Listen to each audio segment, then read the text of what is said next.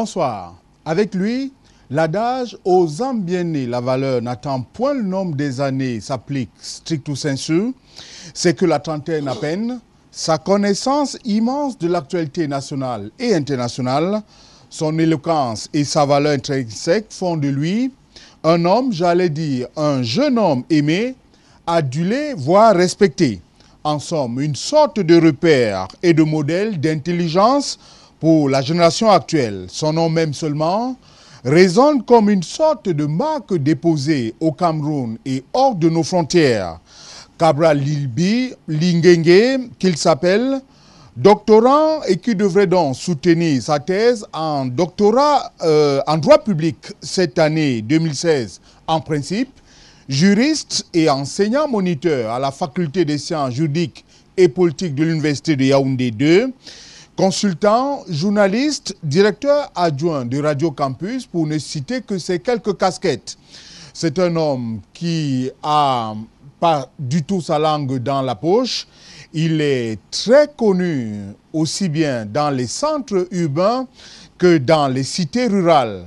Il a donc accepté d'être l'invité de Face à Okol dans le prolongement de cette célébration du cinquantenaire de la fête nationale de la jeunesse qui a été célébrée avec faste et solennité aujourd'hui sur l'ensemble du territoire national et dont la délocalisation du défilé dans les différentes communes a sans aucun doute constitué l'élément moteur de cette autre célébration.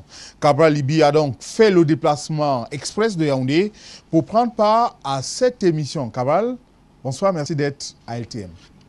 Bonsoir, M. Okol, bonsoir à tes nombreux téléspectateurs. C'est moi qui te remercie, on peut se tutoyer, de me faire l'honneur et le privilège d'être l'invité unique de cette grande émission très suivie.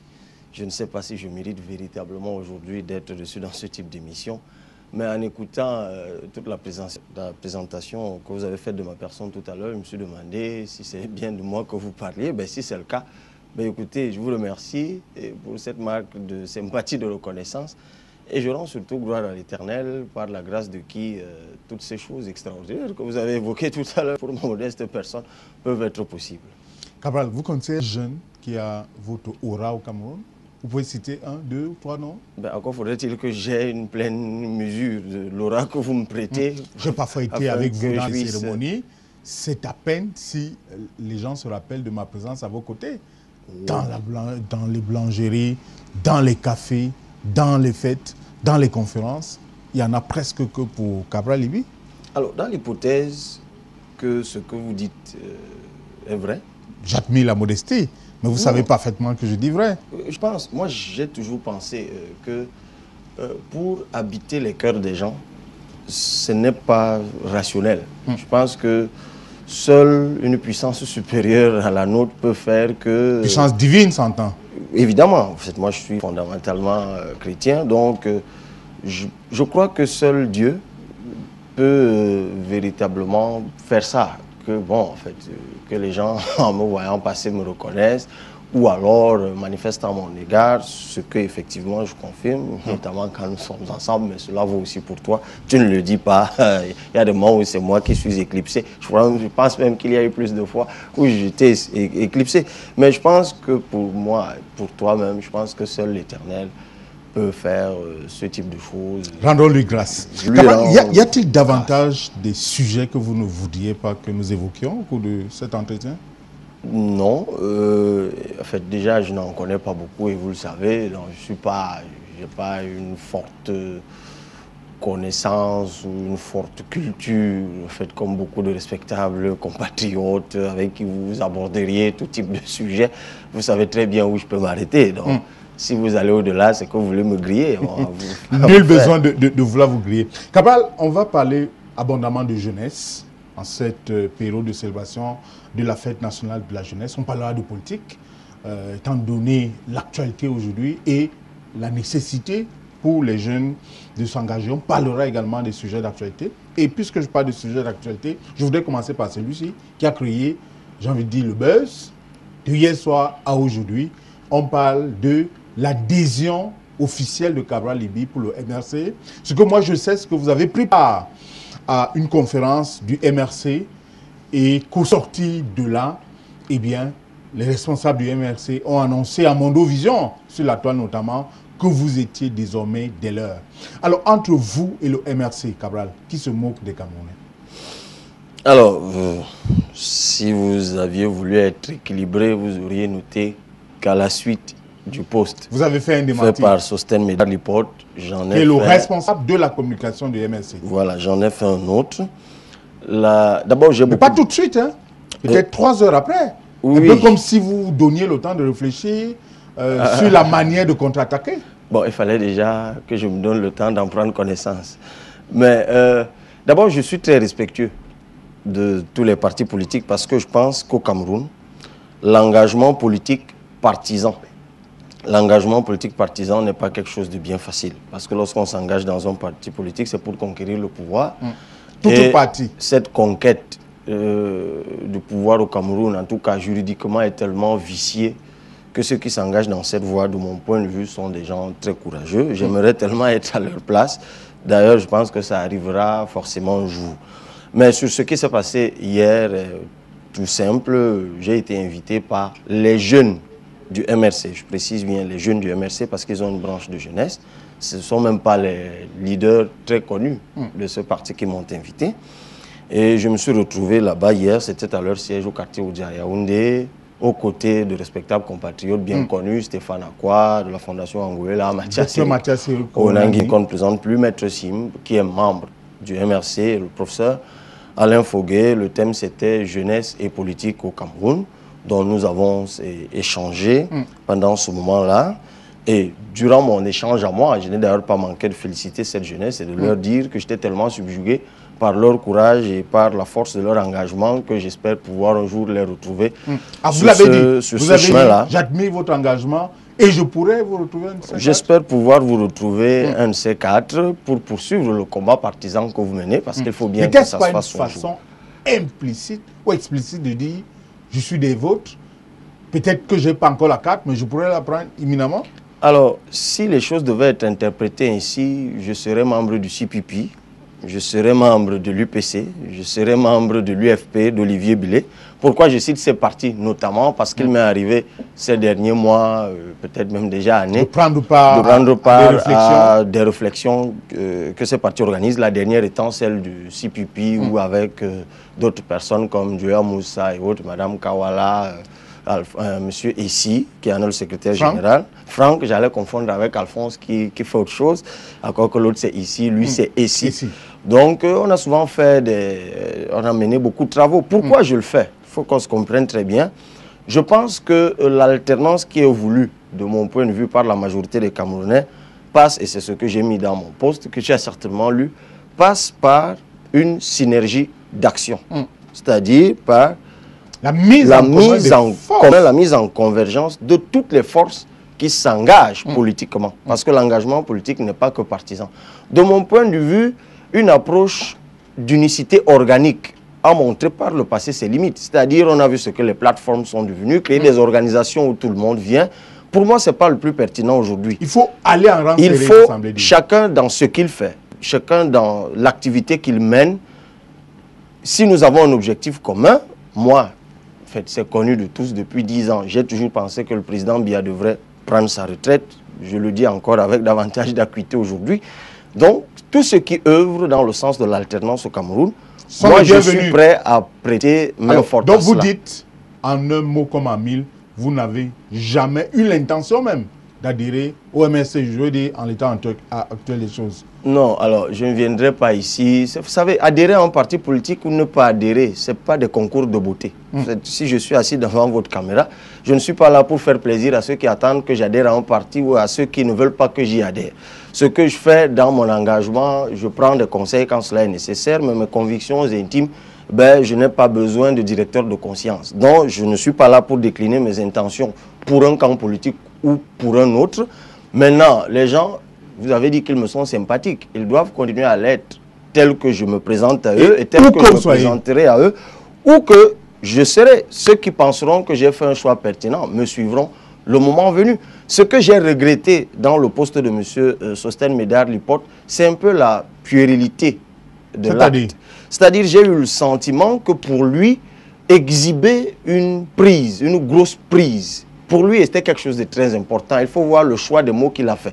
Alors, pour moi, c'est tellement puéril et inconséquent. C'est-à-dire, l'urgence de la nécessité de l'alternance politique aujourd'hui, de mon point de vue, ne devrait plus commander, du moins en ce type de personnage politique, de tels épanchements. Simplement montrer qu'on a désormais Cabral Libye dans notre camp.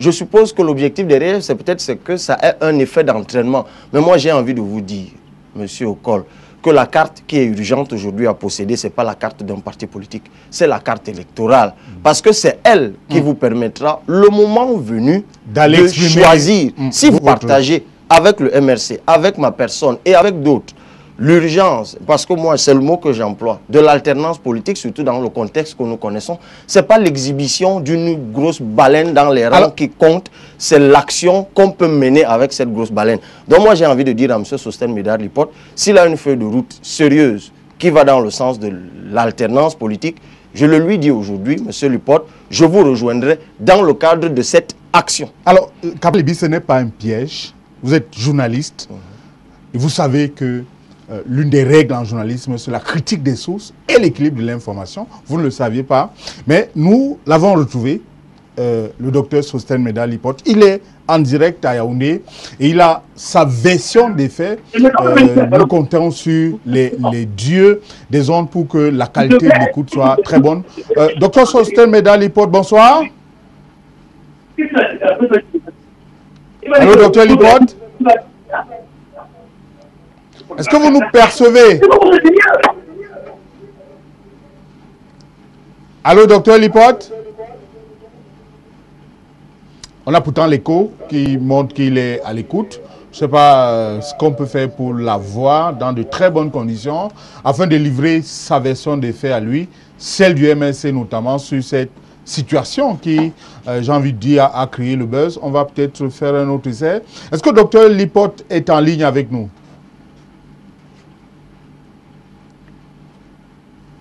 Docteur Sostène Médard Lipote?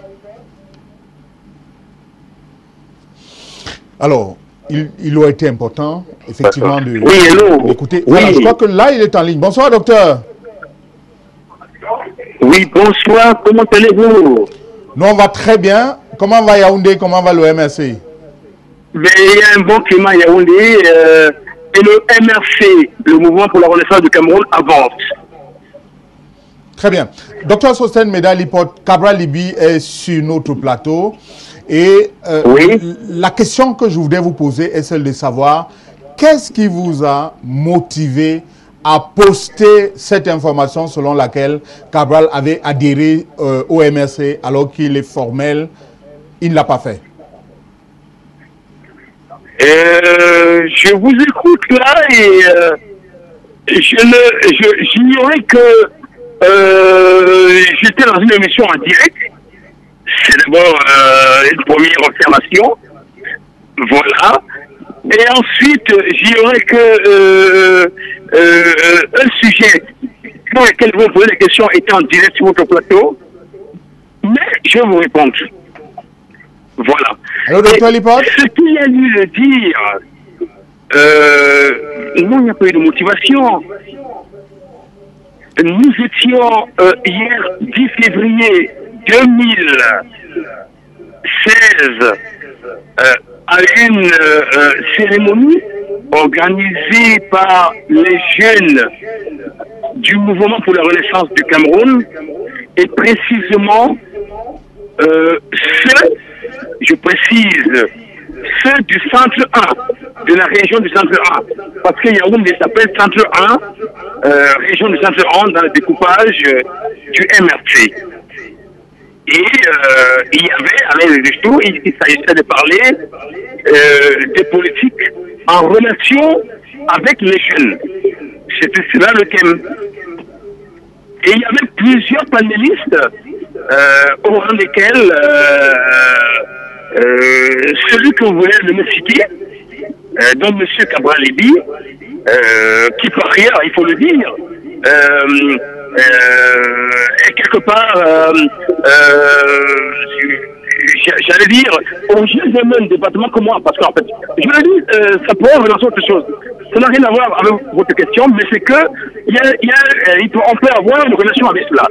Donc, ce que je veux vous dire, c'est que hier, donc, il a dit dans son développement qu'il intervenait en relation avec lui et il devait parler du renouveau et des jeunes.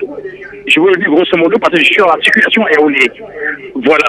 Et entre-temps, il a juste parlé de façon responsable, il faut le dire. C'est quelqu'un d'intelligent, de responsable et qu'on devrait respecter, il faut l'avouer. Donc, sur ce plan-là, effectivement, il a dit que, quelque part, le MRC, que personne ne soit étonné, qu'il soit dans les rangs du MRC, c'était en public, et il a dit que, de toutes les façons, lui, malgré tout ce que les gens disent, il assume, parce que les gens disent que on le voit avec des gens du MRC, c'est qui est quand même réalité. Moi, je suis tous les jours avec des gens, je suis fonctionnaire, hein. Je suis tous les jours avec des gens qui sont non membres de partis politiques, et d'autres qui sont membres de partis politiques, et d'autres qui sont membres de structures d'organisation de la société civile. Donc, sur ce plan-là, disons, on vous parler de motivation, il a bel et bien dit le rapprochement, ça n'a rien à voir avec le renouveau et les jeunes au Cameroun. Voilà, et ça a été dit, je ne sais pas si il y a une activité entre lui et moi, parce que là, le danger dans ce type d'émission, où je suis un peu plus pas surprise par rapport au direct, je savais que c'était un direct et que vous m'en laissez pour un direct, c'est que, effectivement, après vous commentiez sur les choses et que je n'ai pas la possibilité de dire répondre, surtout que je suis dans l'articulation, je suis à l'heure actuelle à Yaoundé, du côté de Madagascar, c'est vrai que mon téléphone est sur écoute, hein. Donc il y a géolocalisation par les services en question, ils peuvent d'ailleurs le confirmer. Et donc, les mêmes services étaient hier dans la salle, et je suis persuadé que les mêmes services ont enregistré, et que d'ailleurs il y avait des journalistes hier dans la salle. Je suis entre autres la RTS et comment on appelle la radio de mon ancien étudiant Tchoubek là, oh là là. TBC. Je suis un peu fatigué là. Donc il y avait des gens dans la salle et le public et d'autres personnes. Et d'ailleurs, même aujourd'hui sur la toile, les gens l'ont confirmé. Je comprends qu'il y a eu un buzz et qu'il y a eu ce qui est quand même pas supposons, non. Ce qui est quand même un tout petit peu bizarre que quelqu'un, voilà, les parler de propagande. Ah ben non, écoutez, je suis journaliste depuis 1988. 1988. Je ne sais pas combien de vos auditeurs ou téléspectateurs étaient nés. Voilà. Et je vais vous dire une chose, sur ce plan, je ne me trompe jamais. Et en journalisme, comme en communication politique, il n'y a pas de conditionnel. On dit je suis ou je ne suis pas. Il n'y a pas de conditionnel. Ça veut dire que si Paul Biya vous dit ce soir que je devrais être candidat pour le NPC en 2018, je ne sais pas ce que vous, à mon col, vous répondiez, ou ce que vous diriez dans votre colonne plus tard. Oui. Ou vous dites il sera candidat, ou vous dites il sera candidat. Maintenant, vous pouvez maintenant épiloguer sur le verbe qu'il a utilisé, ou le temps qu'il a utilisé, ou le monde qu'il a utilisé. Cela dit, je pense qu'il n'y a pas de motivation, c'est juste une réalité, et je pense que le Cameroun aujourd'hui est pro-MRC. La plupart des gens qui nous écoutent ont un sentiment pro-MRC du fait du social-libéralisme, qui est une idéologie progressiste que nous véhiculons, et du fait aussi de la crédibilité des personnes qui sont membres du MRC. Vous m'entendez? Très bien. Docteur? Oui. Alors, puisque Cabral est là, je peux lui donner la possibilité de dire un mot, peut-être en 30 secondes. Cabral? Ben, écoutez, je ne veux pas dire autre chose que ce que j'ai dit. Vous écoutez M. Sosten Médard Lipote. Je pense qu'il y a eu une méprise sur mon propos. Je le dis encore, je vous l'ai dit il y a 5 minutes. J'ai dit à cette jeunesse qui m'a invité que j'étais subjugué par leur engagement et que je serai très heureux un beau matin de les rejoindre dans le combat qu'ils mènent. Mais en réalité, je pense que c'est ce propos-là qui a été perçu par M. Lipold comme une adhésion au MRC. Encore que je précise, je vous l'ai dit encore tout à l'heure, que le débat n'est pas là. Je suis heureux que ça fasse le buzz. En fait, ça intéresse beaucoup les Camerounais que j'adhère à un parti ou à un autre. Mais je voudrais juste dire à M. Lipold que la prochaine fois qu'il veut faire une annonce sur mon adhésion au MRC, notamment pour la crédibilité de ce parti politique, si à ses yeux je suis quelqu'un de responsable, de respectable, il est peut-être mieux qu'il me laisse le faire par moi-même. Je crois que je suis en capacité... Mais il est de bonne guerre comme parti politique qui a fait, même si vous ne voulez pas l'admettre, une bonne prise de s'en vanter. Cela pourrait permettre de ratisser davantage l'âge. Et c'est ça qui est regrettable, justement. Si aujourd'hui on en est à se vanter de faire de bonnes prises, l'objectif n'est pas de faire de bonnes prises. Je pense que Kawala l'aurait donc fait depuis longtemps. Olivier Billet, pour qui je suis venu à Douala ici... Peut-être n'avez-vous pas utilisé le vocabulaire que vous avez utilisé devant les jeunes du MRC. Peut-être parce que les précédentes en les gratifiant de ces compliments et en, j'ai envie de dire... En laissant entendre que je pourrais les rejoindre. Bon, peut-être aussi parce que les autres fois, ce n'est pas des jeunes, des formations politiques qui m'avaient invité. Mais moi, je peux vous dire qu'en m'adressant aux jeunes du MRC, je m'adressais à eux, non pas tant parce qu'ils sont militants du MRC, mais parce qu'ils sont militants. C'est un message que vous adressez Donc le message que j'ai adressé aux jeunes du MRC, je l'adresse aux jeunes de l'UPC, aux jeunes de l'UFP, aux jeunes de tout autre parti politique. Bon, la nouvelle garde des partis politiques, la liste n'est pas très longue, hein, mais tous ces autres jeunes qui sont engagés dans cette voie-là, je les rejoindrai si l'occasion m'était donnée. Mais on est déjà ensemble, parce que nous poursuivons le même objectif. Donc, là, quand je parle de rejoindre, ce n'est pas forcément rejoindre dans les rangs avec la carte d'un parti. Rejoindre dans l'action, c'est ça qui est important, M. Okol. Ce n'est pas d'aligner des cartes d'adhésion au parti, mais d'aligner des cartes électorales pour atteindre l'objectif. Docteur Lipold? Oui, je vous écoute.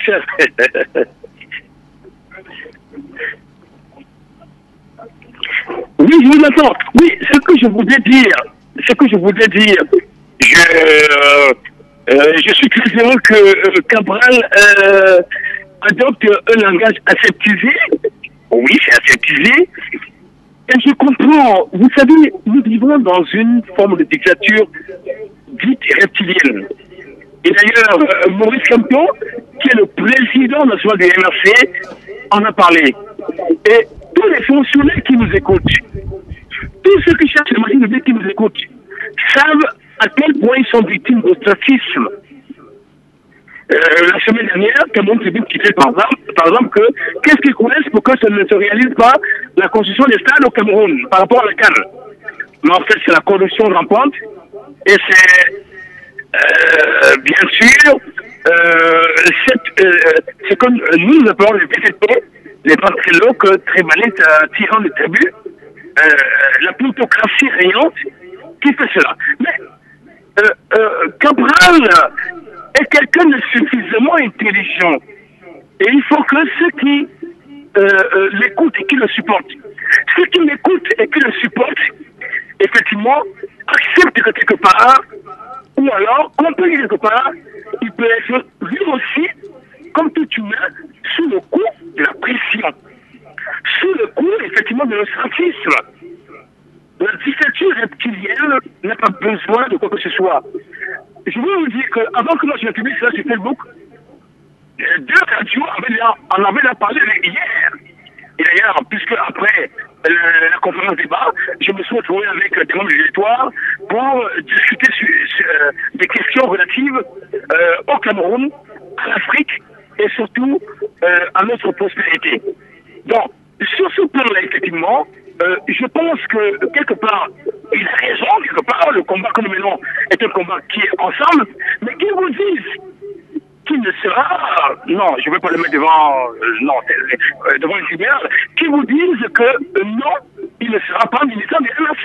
Et puis vous dites, non, je crois qu'il ne doit pas des polémiques, parce que vous, Armand Okol, comme moi-même, Sofem à l'époque, on se trompe au quotidien. Malgré le fait que quelque part nous avons des ménages.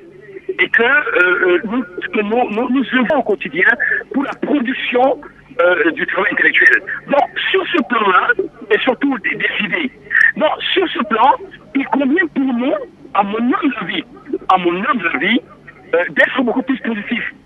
Moi, je pense que si, disons, Cabral dit qu'il n'est pas ministre de MST, qui va sur le parti directement et qui ne s'en pas. Mais maintenant, si nous avons un commun de remercier la dictature reptilienne et qu'il est avec nous, qu'il nous le dise. Admettons que mes oreilles ont été bouchées. Vous savez, de temps en temps, on a des problèmes parce que les oreilles sont bouchées. Mais est-ce que celles les journalistes de la RTS et le TBC étaient aussi bouchés qu'ils l'ont dit avec moi, sur leurs ondes, effectivement, avant que les gens ne m'appellent, j'ai le coup de fil pour me dire, attendez, mais qu'est-ce qu'on attend là? Très bien. Moi, je confirmais, Docteur Lipote, humblement, persistement, pour ne pas dire naïvement, et je suis allé par la poster. Regardez, vous savez que Internet et Facebook de Max Zuckerberg ne meurent pas. L'heure à laquelle vous avez posté un message est marqué à la seconde paye. Je crois que vous le savez très bien. Avant au col. Et ceux qui nous écoutent également. Bon, sur ce plan-là, je crois que l'objectif ne devrait pas être la polémique autour avec le NRC ou avec le LPC. Bon, je ne sais pas si c'est un blasphème. Ou avec le LPC, ou avec l'UNP, ou avec le SDF. L'objectif devrait être est-ce que nous sommes ensemble pour que nous renversions la dictature reptilienne de Yaoundé. Très bien. J'ai envie de vous dire infiniment merci. Hein. C'est difficile de faire la communication, mais merci infiniment d'être intervenu. Vous dites que je vous ai pris le coup, mais vous avez parfaitement compris quand je vous l'expliquais qu'il était question pour nous d'avoir la version officielle du MRC. Alors, quand on écoute Dr Sostène Médard Lipote, il semble dire que vous maintenez en quelque sorte le suspense. D'accord pour l'action, nous sommes ensemble, nous partageons l'objectif commun. Il dit, si vous n'êtes pas au MRC, dites-le clairement. Alors, j'ai bien aimé la fin de son propos. Il m'a rejoint en quelque sorte sur l'objectif commun qui peut justifier que nous nous retrouvions dans une unité d'action. Il a aussi évoqué de façon sibylline le fait que je serais sous pression. Et que parce que je suis sous pression... Il parle d'ostracisme. Oui. Et que parce que je suis sous pression, je ne peux donc pas assumer... Vous avez certainement fait volte-face. Je ne peux donc pas assumer mon appartenance au MRC. Bon, maintenant, je ne sais pas quel est le niveau d'ostracisme que subissent les militants du MRC. Je ne les connais pas tous.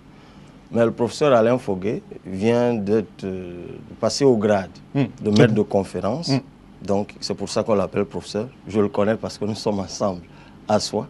Même si, à un moment donné, il a quand même subi les affres, on a envie de dire, de son appartenance à un parti politique d'opposition. Vous savez tout ce qui lui est arrivé à l'école de guerre, notamment. J'en viens. Je veux donc simplement préciser que c'est pour ça que je vous disais que je ne suis pas forcément au courant de tout. Mais du peu que je sais, je travaille à soi avec le professeur Foguet. Et il occupe d'ailleurs, notamment dans le cadre des examens en faculté des sciences juridiques et politiques, de telles hautes responsabilités, ce qui n'est d'ailleurs pas du goût de beaucoup de ses collègues, au motif que vous évoquez, qui estiment qu'il est contre Paul Biya et qu'il ne doit pas occuper ses fonctions. Pourtant, c'est sa compétence et son dévouement qui justifie qu'on lui confie ses responsabilités. Je pourrais citer encore un autre collègue, Okala Ebode, qui est secrétaire national à l'organisation du MRC, qui est donc enseignant, moniteur à l'Université de Yaoundé 2, que je côtoie au quotidien. Maintenant, vous parlez de l'école de guerre. Je ne sais pas ce qui s'y est passé. Par contre, je sais qu'à l'école de guerre, il y a souvent eu des enseignants qui ont eu des cours et qui par la suite ne les ont pas eu. Bon, maintenant, est-ce que tous ceux qui ont perdu leurs enseignements là-bas militaient pour le MRC? J'en sais rien. Ça, c'est un autre débat. Je pourrais aussi ouvrir le débat de ceux qui ne militent pas au MRC, mais qui subissent des pressions. Échangez un matin avec Mathias Siriko Ounangini, il vous dira la profondeur des douleurs qu'il a subies, qu'il continue à subir sans avoir milité, et même avant la naissance du MRC, parce qu'il avait ses prises de position. Avez-vous quand même un penchant pour le MRC? Je voudrais simplement... Ne serait-ce qu'un penchant? Oui, attendez que je continue. Tout ce que je dis, je le dis à l'intention de M. Lipote, pour l'appeler à davantage de hauteur pour la haute responsabilité qu'il a dans une formation politique et de responsabilité aussi. Parce que figurez-vous que des arguments faciles comme ceux-là aujourd'hui, si vous vous engagez dans le combat politique, M. Okol, les pressions, ça existe. Pas seulement au Cameroun, même en France, même en Allemagne, même aux États-Unis. Pire encore chez nous. Lorsque, pire ou moins, j'en sais rien, mais toujours est-il que c'est le lot quotidien et normal de toute personne qui s'engage dans un combat contre un ordre établi. Ne pas le reconnaître, c'est faire montre d'une naïveté incroyable.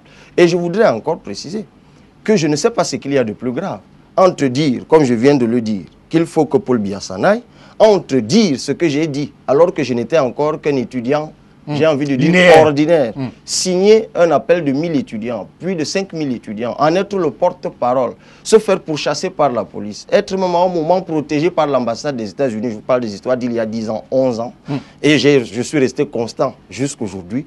Est-ce que ça, c'est moins grave ou alors c'est plus grave que dire qu'on est militant du MRC?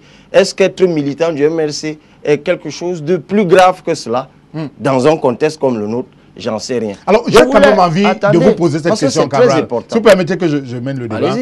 Avez-vous quand même un penchant pour le MRC et êtes-vous conscient, j'ai envie de dire, de ce que vous êtes peut-être allé un tout petit peu loin, peut-être dans l'euphorie du moment, vous dites, vous avez été dans d'autres formations politiques, mais comme vous n'aviez pas les jeunes en face de vous, peut-être n'avez-vous pas atteint ce degré d'euphorie. Est-ce que vous ne vous dites pas que les propos que vous avez tenus étaient quand même de nature à amener les gens à penser que vous êtes un peu plus rapproché du MRC? Alors, dans ce cas, celui qui est tombé dans le piège de l'euphorie, c'est Sostène Médard Lipote. Parce que je n'ai peut-être pas tenu des propos analogues face à d'autres responsabilités, d'autres responsables politiques, a fait des propos exactement comme cela, mais du même registre, j'en ai tenu face à d'autres. Si vous aviez été là à l'Hôtel des Princes, c'est ici à Douala, sans publicité, à un échange que j'ai eu avec Olivier Billet, si vous saviez des pétitions que j'ai déjà signées avec lui, si vous saviez ce qu'on a déjà fait ensemble et ce que j'ai déjà dit en face de lui et devant les médias, s'il y avait eu des posts sur Internet, moi je vous le dis, et c'est par là que j'ai commencé, j'ai beaucoup de sympathie pour les acteurs politiques partisans. Donc, si vous voulez, j'ai de la sympathie pour le MRC, comme j'en ai pour l'UFP, comme j'en ai pour le CPP, comme j'en ai pour l'UPC. Pour l'UDC également. Pour l'UDC. Ah, tiens, vous rappelez quelque chose? Combien de fois je me suis retrouvé avec M. Ndamdjoya, au point que j'ai même été érigé consultant permanent à leur école, sur l'école africaine, les journées républicaines. Alors, je suis presque un meuble de cette initiative de l'UDC. Et vous savez, vous y êtes venu, vous avez suivi ce que j'ai dit. Je suis toujours admiratif du combat que ces gens mènent dans le cadre de formation. Cela m'amène à vous poser cette autre question, Cabral. Pour vous, ça vous fait plaisir, comme une jeune, belle femme, de se faire désirer par ces acteurs politiques, d'aller leur rendre visite, de tenir des propos qui forcément forcent l'admiration, et de ne faire partie d'aucune de ces formations politiques-là? Alors, soit je suis en avance, soit j'ai du retard. Ce que j'essaie de vous dire depuis le début, c'est que je vois tous ces gens comme un tout. C'est-à-dire pour moi, SDF. Bon, encore que ça dépend de quelle frange. Parce il y en a au SDF? Oui, par contre, aujourd'hui, la sympathie que je viens de vous dire du MRC, je suis obligé de la nuancer quand je parle du SDF à cause de son leader. Mais je vais vous dire, pour moi aujourd'hui, Olivier Billet, Maurice Kamto, avec les réserves que je peux avoir pour chacun d'entre eux, ce qui est tout à fait normal, ils en ont à mon égard. Parce que pour moi, sa bifurcation au gouvernement, et notamment le mutisme qu'il a caractérisé en ce moment, j'attends toujours des réponses à ces questions. Mais pour moi, à partir du moment où ils ont un objectif commun que j'ai en partage avec favoriser eux, pour moi, je pose sur eux un regard sur un tout. Je ne distingue pas les cloisons partisanes qu'il y a entre ces formations. C'est leur engagement. Et c'est pour ça que je les attends sur le terrain de l'action, où avec la même verve que je manifesterai pour l'un ou pour l'autre, je m'emploierai. C'est aussi simple que ça. Maintenant, voir les choses comme ça me place peut-être en avance. Mais je reste convaincu qu'aujourd'hui, compte tenu du contexte, c'est ça qui est le plus important. Très bien. Le débat des cloisons, des appareils politiques a montré ses limites. On n'en est plus là. Et c'est ça curieusement, qui justifie la désaffection électorale. Parce qu'on se vante de ce qu'on a avec Okol. Qu'est-ce qu'on veut mettre en avance? Un appareil politique. Alors moi, l'hyporte, je suis fort. Parce que Cabral Libi, que vous admirez, je marche avec lui. Ça, c'est pas une victoire politique. Cabral Libi, pour se faire admirer, n'a pas eu besoin de marcher avec l'hyporte ou d'être désiré par le MRC. Je peux m'en foutre éperdument pour toute ma vie, que je vivrai toujours. Ça me heurte et c'est pour ça que mon ton change. Parce que pour moi, c'est... Il a employé le terme de reptilien. Je pense que c'est de la réputation politique. Élevons-nous et mettons-nous face au vrai challenge qui s'impose pour le moment. Mon objectif à moi n'était pas de faire enfler davantage la polémique, mais simplement... Non, mais tu as bien fait de poser la question parce que ça me permet, moi, de dire ce que je pense d'une catégorie d'hommes politiques et d'une façon de faire la politique. Très bien. Cabral, vous... Et nul doute que le jour où je prendrai la carte d'un parti, je vous assure, je m'emploierai pour que ce type de dérive ne se pose plus. Cabral, vous êtes souvent engagé dans le terrain de la sensibilisation, de la mobilisation des jeunes à s'engager politiquement, à militer. Alors, est-ce qu'il n'y a pas, j'ai envie de dire, une contradiction dans votre façon de faire? Vous demandez aux autres, engagez-vous, militez, menez l'action dans les formations politiques, mais moi, je me mets en retrait. Alors, heureusement que vous faites de bonnes recherches. Si vous me trouvez un seul extrait où j'ai dit aux jeunes de s'engager dans une formation politique, ben, mettez la mort au nez. Je n'ai jamais dit ça. Parce que je suis cohérent, M. Okol. Et c'est peut-être ça aussi qui fonde l'admiration que vous évoquez. Je suis quelqu'un de particulièrement cohérent. Parce qu'avant de dire une chose, c'est pour ça que je vous disais tout à l'heure, bon, en tant qu'humain, on peut tous avoir des moments de furie et de relâchement. Mais dans le fond, je suis quelqu'un de fondamentalement cohérent. Ce que je pense des formations politiques, c'est que les guéguerres entre ceux qui les dirigent, notamment les appareils politiques partisans, les guéguerres entre ceux qui les dirigent, et parce qu'ils en ont fait des fonds de commerce, ils en ont fait des patrimoines, parce qu'ils ont, et je le dis tous les jours, la patrimonialisation politique, ce n'est pas seulement le propre de Paul Biya. Les gens en ont fait des potentats ethniques, des potentats économiques. Au Cameroun comme ailleurs. Et c'est pour ça que les gens n'y entrent plus. Si je vous demande maintenant quelle est la ligne idéologique, vous avez écouté M. Liporte pendant 10 minutes. Est-ce qu'il a trouvé le moyen de vous dire la ligne idéologique du MRC? Je ne lui avais pas posé la question. Non seulement ce n'est pas important, évidemment il le sait. Parce qu'aujourd'hui, ce qui intéresse les Camerounais qui nous écoutent, c'est même pas de savoir qui est de gauche, qui est de droite. D'abord, c'est des histoires d'hémicycle en France. Aujourd'hui, ce que les Camerounais qui nous regardent là veulent, c'est un homme politique crédible, qui les rassure que si j'arrive au pouvoir, je gère bien le bien commun, et je relève votre niveau de vie. On commence à engager des débats d'idéologie, de gauche, de droite, de haut et de bas, lorsqu'on est dans une disposition mentale. Et je le dis, heureusement, je fais des recherches là-dessus pour le faire. On n'en est pas là. Cabral, comme vous n'avez jamais demandé aux jeunes d'aller dans une formation politique, je leur dis de s'engager politiquement parce que l'engagement politique ne se résume pas à un encartement dans une formation politique. Même si ailleurs, on le voit, les formations politiques, notamment on parle de jeunes, sont des espaces de formation politique, ce sont des écoles politiques, ce sont des espaces d'imprégnation politique. C'est pour ça qu'en France, aux États-Unis, on est admiratif parce qu'un jeune communiste, ben, il est formé pour être véritablement communiste. Et même leader. Pour être leader. Mais aujourd'hui au Cameroun, si vous êtes jeune et que vous prenez votre carte à l'UNDP, au bout de 10 ans, vous serez sorti de là avec quel substratum qu'on vous aurait inculqué dans quelle école. Alors, mais ça n'existe pas. C'est les partis politiques qui investissent les candidats aux différents suffrages. Comment cette alternance va se faire si les jeunes prennent les cartes électorales sans militer véritablement? Comment ça va se faire? Est-ce que le moment venu, il faudra faire une insurrection alors? Armand, pour être élu en France, on est seulement élu par les militants du parti? Non. Vous connaissez le nombre de membres du Parti socialiste en France, le parti qui est au pouvoir? Il est ridicule. Il est ridicule. C'est pour ça qu'un parti... Au Cameroun, les candidatures uniques, jusque-là, ont de la peine. Je réponds d'abord à votre question. Allez-y. C'est pour ça qu'ailleurs, il y a non seulement les membres inscrits, il y a les sympathisants. C'est ça. Mais vous savez que... Et même des adhérents. Et même des adhérents. Ce qui fait généralement basculer l'électorat, est-ce que vous savez que souvent ce sont les segments de la société civile? Parce que le mouvement syndicaliste en France, le mouvement associatif en France, par moment, est déterminant dans le choix. Mais comparaison n'est pas raison, Cabral. Évidemment. Mais j'ai envie de vous dire, quittons la France, venons en Afrique. Vous pensez que le changement qu'il y a eu au Burkina Faso, il a été fait par les membres d'un parti? Non, il y a eu élection derrière. Kaboré est un président élu par au bout d'une élection. Après qu'il y a eu une insurrection. Il n'y a pas eu insurrection que Compaoré ne serait pas passé. Mais vous pensez que le mouvement Y'en a marre au Sénégal, qui a pris position pour Abdoulaye Wade, à un moment, ils n'étaient pas membres du Parti socialiste sénégalais, du PDS, hein, je ne sais plus comment ça s'appelle encore. Ils étaient de la société civile.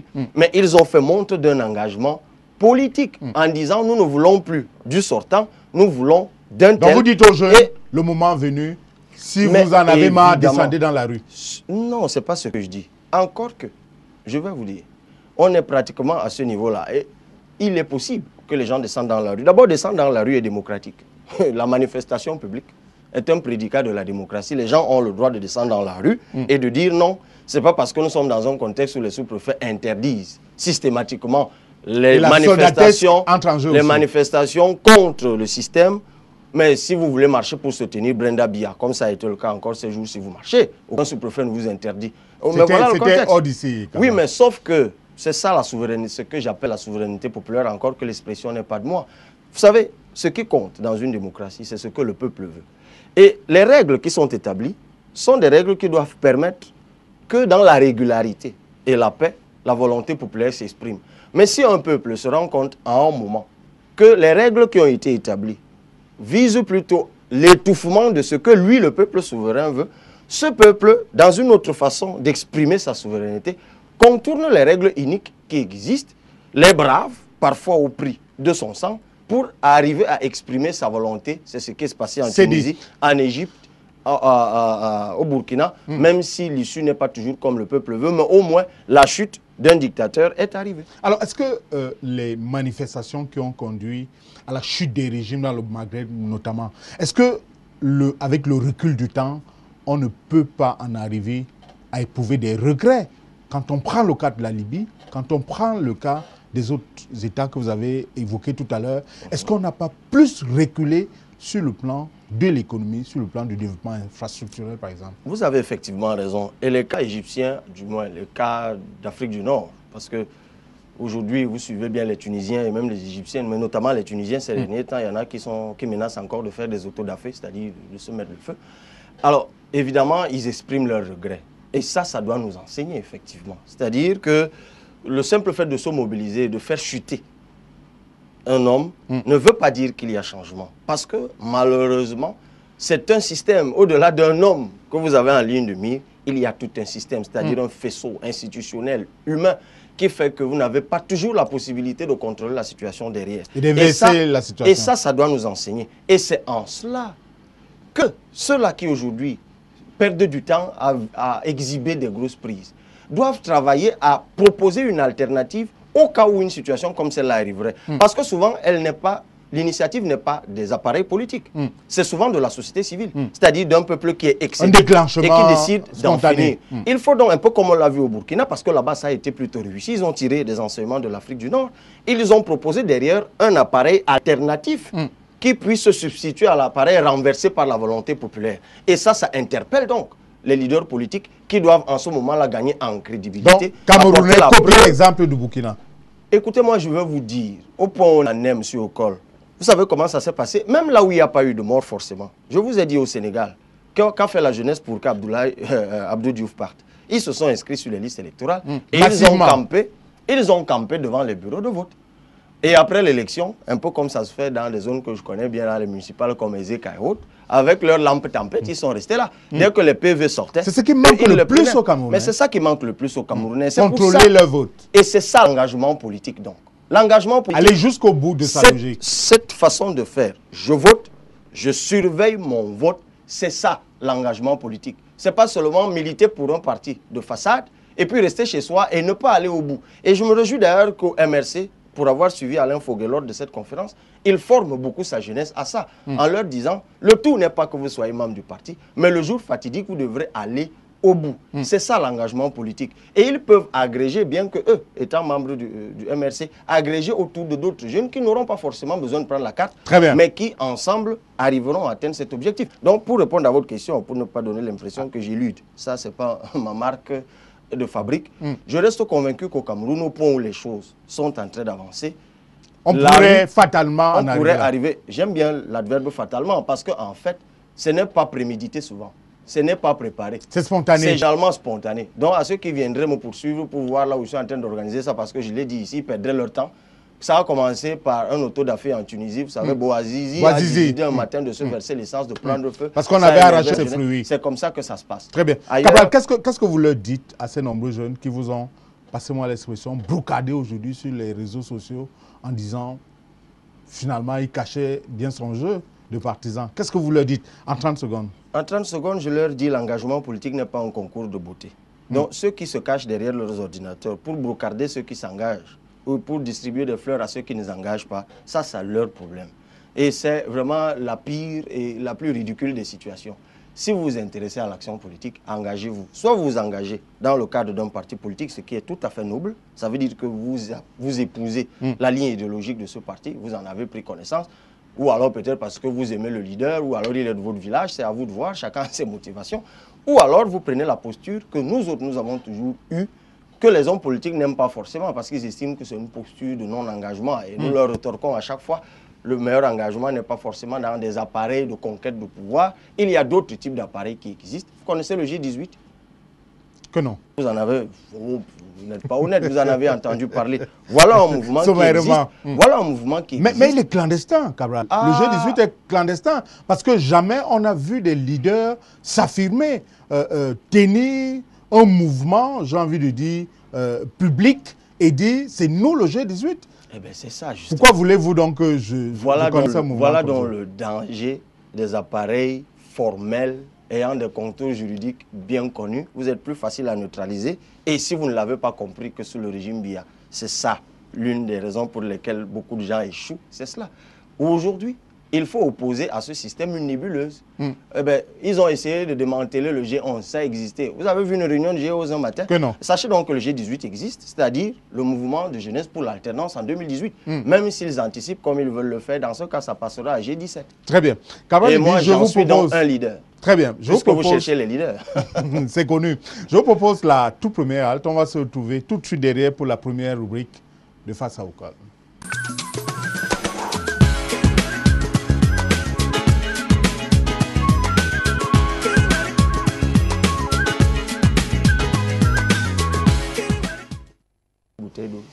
Cabral Libya, on ira au pas de course, côté cours, côté jardin. On a une quinzaine de minutes pour une quinzaine de questions pour 5 minutes seulement. Côté cours, côté jardin, vous avez compris que nous allons un tout petit peu funer dans votre vie privée, Cabral.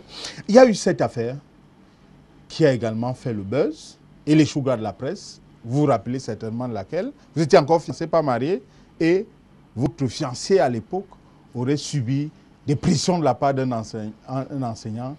Il y a eu cet enregistrement qui a été diffusé dans des médias. Oh, comment croire que vous n'étiez pas derrière la manœuvre, Cabral? Bon, je commence vraiment à me rendre compte que la vie d'un homme public est très compliquée. Je m'attendais à tout sauf à celle-là. Bon. Maintenant, je suis obligé d'étaler ma vie privée devant une caméra, puisque tout le monde connaît cette affaire. C'est l'affaire, effectivement, elle était fiancée de mon épouse Peggy, que je salue et à qui je fais encore l'aveu de tout mon amour. Elle était encore à l'époque élève dans une grande école de la place qui forme des enseignants. Et avec sa camarade, je ne veux pas dire, mais une actrice bien connue par le passé, mais aujourd'hui elle est très discrète, elle ne serait pas heureuse que je rappelle tout cela, comme je vois sa série qui passe dans une chaîne étrangère ces jours-ci. Donc, elle faisait l'objet d'une pression incessante de la part d'un enseignant, notamment dans le bouclage de son mémoire. Il avait des demandes quelque peu incessantes. Et puis, je ne le cache pas, je leur ai suggéré de le piéger. Et de Vous êtes un manœuvrier alors? Parce que moi, ça me heurtait. Ça me heurtait. Et je trouvais ça d'une méchanceté, parce que le monsieur en question est un enseignant, il est toujours vivant. Mais je pense que la retraite l'a trouvé dans sa sanction. Et vous savez, on va en retraite à l'université à 65 ans. Donc, pour quelqu'un qui est allé en retraite pour une affaire qui s'est passée il y a 3 ans, ou 2 d'ailleurs, je crois, devait comprendre qu'il avait un certain âge. Et moi, je trouvais qu'un homme comme celui-là, qui a ses enfants à lui, qui disait en fond de brillantes études partout en Europe, lui s'arrangeait quand même à venir compromettre la formation des enfants des autres. Je trouvais ça particulièrement méchant. Mais effectivement, mon épouse et son ami étaient très apeurés par les conséquences d'une telle démarche. Je l'ai même fait sans leur gré. Tout ce que je leur ai demandé, c'est de le piéger. Enregistrer. Oui, elle est entrée dans sa voiture et a suscité un type... D'ailleurs, elle n'a rien suscité, c'était le cas. Dès que tu entres dans son véhicule, ben, il réveillait sa demande. Donc, il a dû tenir des propos plutôt malveillants, du genre, telle partie de ton corps me tue, des choses comme ça. Je te dis, tant que tu ne me donnes pas ce que je veux, tu vas voir, tu ne vas jamais sortir de cette école. Et surtout qu'il n'était pas à sa première expérience, il l'avait fait avec d'autres. Donc, une fois qu'elles m'ont ramené la bande... Vous êtes rentré en scène? Ben écoutez, rentrer en scène, j'ai rien fait de bien grave. J'ai traité que le de la son. donner à des journalistes pour qu'ils diffusent. Je travaille dans un média, j'ai traité le son et contre leur gré, elles m'en ont longtemps voulu, elles m'en veulent d'ailleurs encore. Contre leur gré, j'ai fait diffuser cette bande. Ça a donc fait le buzz que vous connaissez, mais c'est surtout la suite qui est intéressante parce qu'à cause de la diffusion de cette bande, les autorités ont été obligées de sévir sous les auspices du professeur Jean-Emmanuel Pondy, qui avait déjà publié sur le harcèlement sexuel à l'université. Il y a consacré tout un ouvrage. Il s'est dit, ben, tant mieux. Il a saisi le recteur, le ministre a été saisi, il y a eu un conseil de discipline qui s'est régulièrement tenu. Il est venu avec ses avocats, il a nié comme il a pu. Les experts ont apporté les démonstrations qu'il fallait. Et puis, il a été suspendu par le ministre de l'Enseignement supérieur. Au-delà de la suspension et du caractère, j'ai envie de dire, sensibilisateur d'un tel acte, est-ce qu'avec le recul du temps, avec les sanctions, les répercussions qui s'en sont suivies, vous ne pouvez pas quelques regrets quand même? Mais pas du tout, parce que figurez-vous que beaucoup de filles, pour certaines qui avaient complètement abandonné les études à l'école normale et qui avaient choisi d'autres branches, d'autres qui avaient même accepté, qui s'étaient livrées à cet exercice pour pouvoir sortir, elles sont parties de leur propre chef, de là où elles se trouvaient, pour venir à la rencontre des autorités de l'université Yaoundé 1, pratiquement une dizaine, qui ont accepté de venir quand même. Bon, sous anonymat extérieur. N'y avait-il pas une autre manière de l'amener à regretter ces faits? Si vous étiez allé le rencontrer, par exemple, lui dire d'arrêter sa sale besogne, peut-être qu'il se serait... Eh bien, je ne vous ai pas tout dit, effectivement. Parce qu'entre camarades, toutes les médiations ont été essayées. Et les garçons qui ont essayé d'ailleurs de s'investir dans cette médiation en ont eu pour leur compte. L'un d'entre eux, à cause de ce monsieur, d'ailleurs, a dû reprendre. Donc c'est pour vous dire qu'il n'était pas... C'était de la méchanceté pure et simple. Donc j'ai aucun regret. Je regrette de l'avoir fait contre le gré de mon épouse et de son ami parce que par la suite la pression a été énorme pour elle. Bon, vous savez, on est au Cameroun, on a peur de tout et soit dit nos carrières sont foutues. Ben écoutez, je leur ai dit, parfois il faut un peu de sacrifice pour faire avancer les choses. Il faut gratter le mur pour mettre la peinture. Cabral, bon, j'aime bien votre femme que vous aimez tellement n'est pas votre amie sur Facebook. C'est dû à quoi? Vous avez peur qu'elle vienne savoir à quel point vous êtes sollicité par les filles? Non, écoutez, demandez à Sosten Médal-Paul qui est mon ami sur Facebook, si tous les jours, puisque si j'ai des demandes de mariage, il va les lire aussi, ça n'existe pas. Mon épouse n'est pas... D'abord, je ne sais pas comment vous savez ça, mais... Je suis un journaliste, Cabral. Elle n'est pas mon ami sur Facebook pour une raison toute simple. J'ai 2 comptes. J'en ai d'ailleurs 3, mais l'autre, je ne l'ai pas ouvert depuis. J'ai 2 comptes qui sont déjà saturés et je lui ai dit de me demander l'amitié dans le 3e compte. C'est juste que depuis, je n'ai pas eu le temps d'aller ouvrir ce 3e compte. Trop facile, hein? Pour son épouse, pour la femme avec qui comme tous mes comptes sont interreliés. Donc en réalité, quand je travaille avec un compte, ça alimente les autres. Bon, maintenant que vous avez posé le problème comme ça, je pense qu'au sortir d'ici, elle sera votre ami. Je vais aller donc valider. Au moins, cette émission va servir à quelque chose. Oui, ça ne pose pas fondamentalement de problème dans notre couple. Peut-être que vous l'avouez, j'en sais rien. Enfin, je ne sais pas. Non, ce n'est pas d'elle que je tiens l'information. Cabral, on vous connaît très critique, notamment vis-à-vis du pouvoir et des hommes du pouvoir. Pourtant, votre mariage était truffé de ces hommes du pouvoir au point où on a connu la présence carrément des ministres. Oui. Je sais très bien de qui vous parlez. Alors, vous les critiquez en journée et le soir, vous dînez ensemble? Non, pas du tout. Bon, d'abord, les adversaires politiques ont, j'imagine, le droit de pouvoir dîner ensemble. Mais moi, je suis effectivement de ceux-là qui ne dînent pas avec n'importe quel adversaire politique, parce qu'on est dans un contexte où on peut vous empoisonner. Mais ceux-là que vous avez vus, je vais dire de qui vous parlez, c'est de Madame Bakambok. Je vais vous raconter rapidement l'histoire pour que vous sachiez. On avait des rapports très difficiles. Vous savez que par ces bons soins, j'ai été arrêté. En fait, à Iseka notamment? Oui, j'y ai passé 5 ou 6 jours en cellule parce que j'y étais allé pour une réunion avec les jeunes. Bon. Comme activateur? En fait, dans le cadre du G18, et surtout, j'avais mis sur pied, le mouvement existe toujours, le mouvement de libération de la jeunesse d'Union Ekele. Et dans ce cadre, on avait écrit avec beaucoup de jeunes d'Union Ekele, on avait adressé une correspondance au chef de l'État lui demandant de démettre de leurs fonctions tous les responsables politiques d'Union Ekele qui ne nous servaient à rien. Et dans le cadre d'une réunion, dans cette perspective, bon, les autorités administratives ont reçu l'instruction de nous attraper, moi-même, Joseph Raoul Makondo, Bungan, Philippe et d'autres qui se reconnaissent maintenant. On nous a coffrés et après on nous a avoué que c'est elle qui était derrière et tout ça. Ce qui m'avait beaucoup choqué, ce qui fait que dans la préparation de mon mariage, elle n'était pas au courant. Sauf que vers 2 ou 3 jours avant le mariage, un ami du qui me dit, bah, écoute, c'est vrai qu'avec ta mère, je dis ma mère parce que son mari est mon oncle au village, M. Bakan. Ben, avec ta mère, ça ne marche pas, mais au moins pour le mariage, bon, adresse-lui au moins un bien. En fait, ça changerait. Je lui ai dit de toute façon, il ne viendra pas. Sauf que curieusement, on est allé au ministère lui donner le bien. Dès qu'elle a su qu'on était là, elle est venue nous recevoir. Bon, en disant, voilà, il y a eu beaucoup de malentendus. Mais bon, au moins pour le mariage, bon, d'accord, merci du bien. Elle a dit qu'elle viendrait, j'y ai pas cru.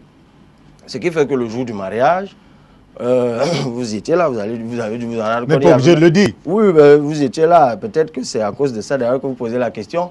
Mais il n'y avait même pas de siège prévu pour elle. À un moment, il y a eu un mouvement du grabuge dans la salle. La ministre est là, dit ben, tiens, elle est là.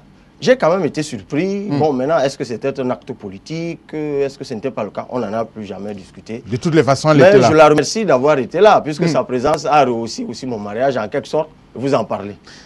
Kapal Libi, vous êtes doctorant, en droit public notamment. Cette année, en principe, vous devrez soutenir. Pourtant, vous faites déjà partie, j'ai envie de dire, de l'inscription dans certains jurys, au détriment des enseignants titulaires d'un doctorat. Cela ne vous a pas toujours fait des cadeaux. Il y a des enseignants qui sont parfois allés se plaindre à la hiérarchie de ce qu'un moins gradé est plus considéré qu'eux.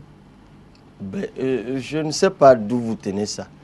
C'est vrai, j'en ai entendu parler au moment. Bon, je ne suis pas dans les jurys en faculté de sciences juridiques et politiques. Je n'en ai pas le droit. Vous savez, il y a tellement de hauts gradés là-bas que on ne pourrait pas me programmer dans ce genre de choses. Je n'en ai pas la compétence. Je le dis tout de suite. Donc, ne pas le faire, ce n'est pas une injustice.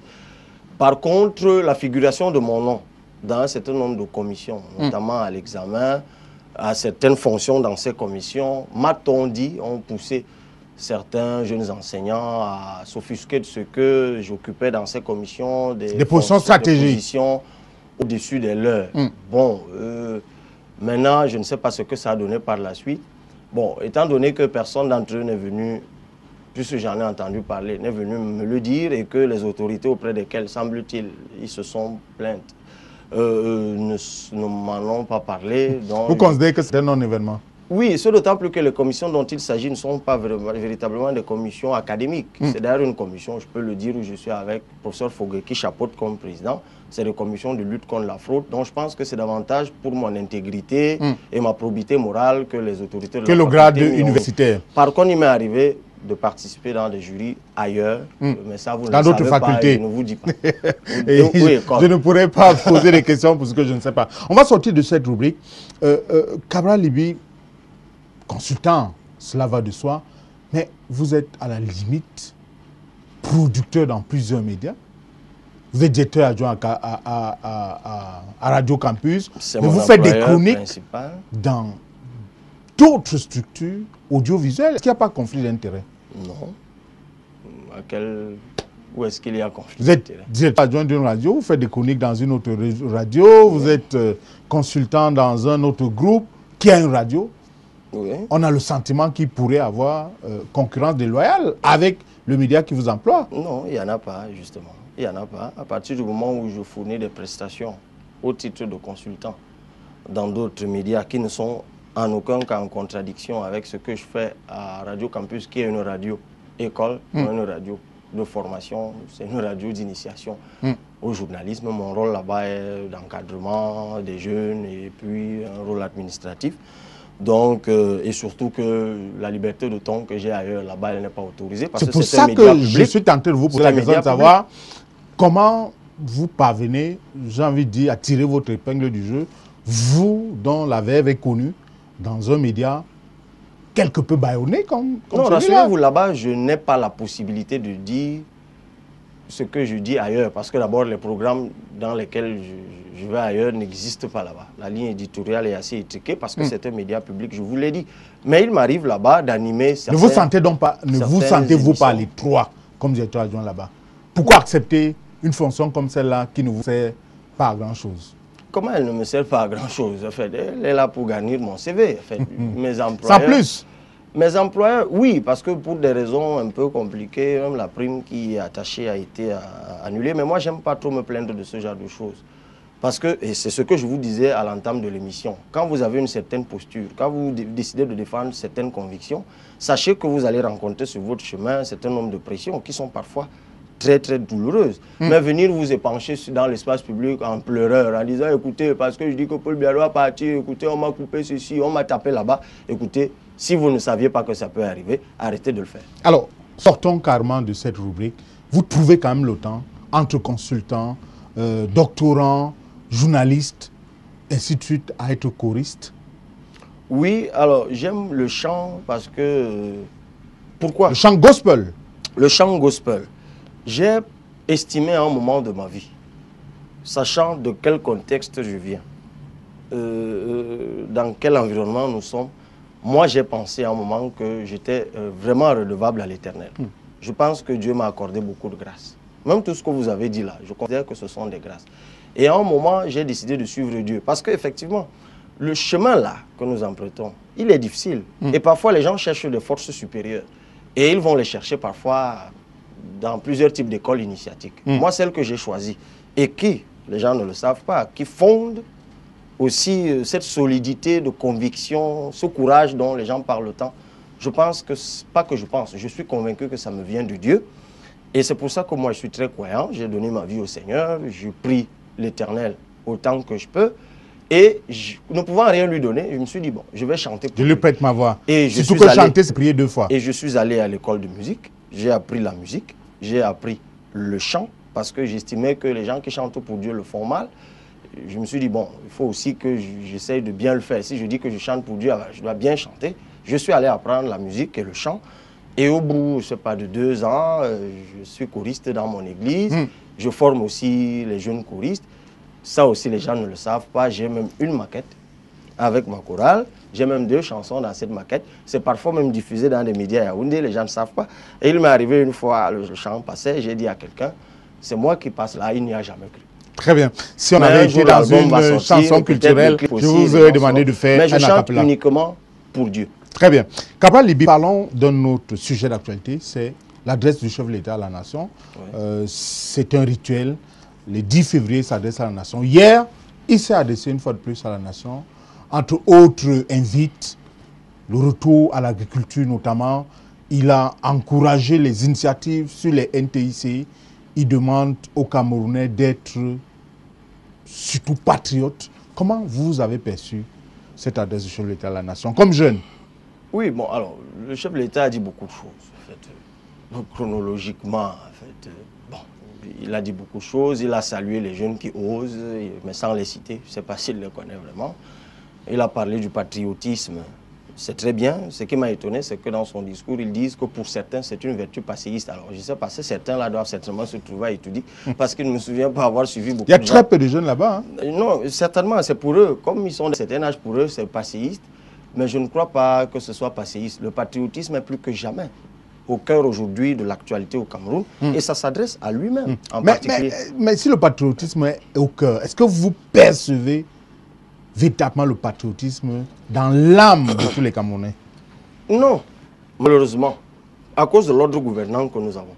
Parce que c'est cet ordre gouvernant qui n'est pas suffisamment pétri de patriotisme. Est-ce que ça ne doit pas être inné, le patriotisme? Mais c'est même une culture, monsieur Okol. Moi, j'aime le terme anglais de patrie, la traduction, fatherland, la terre de nos pères. Le patriotisme, c'est cette disposition d'âme à préserver ce qu'on a hérité de ses pères pour que ça serve aux générations futures.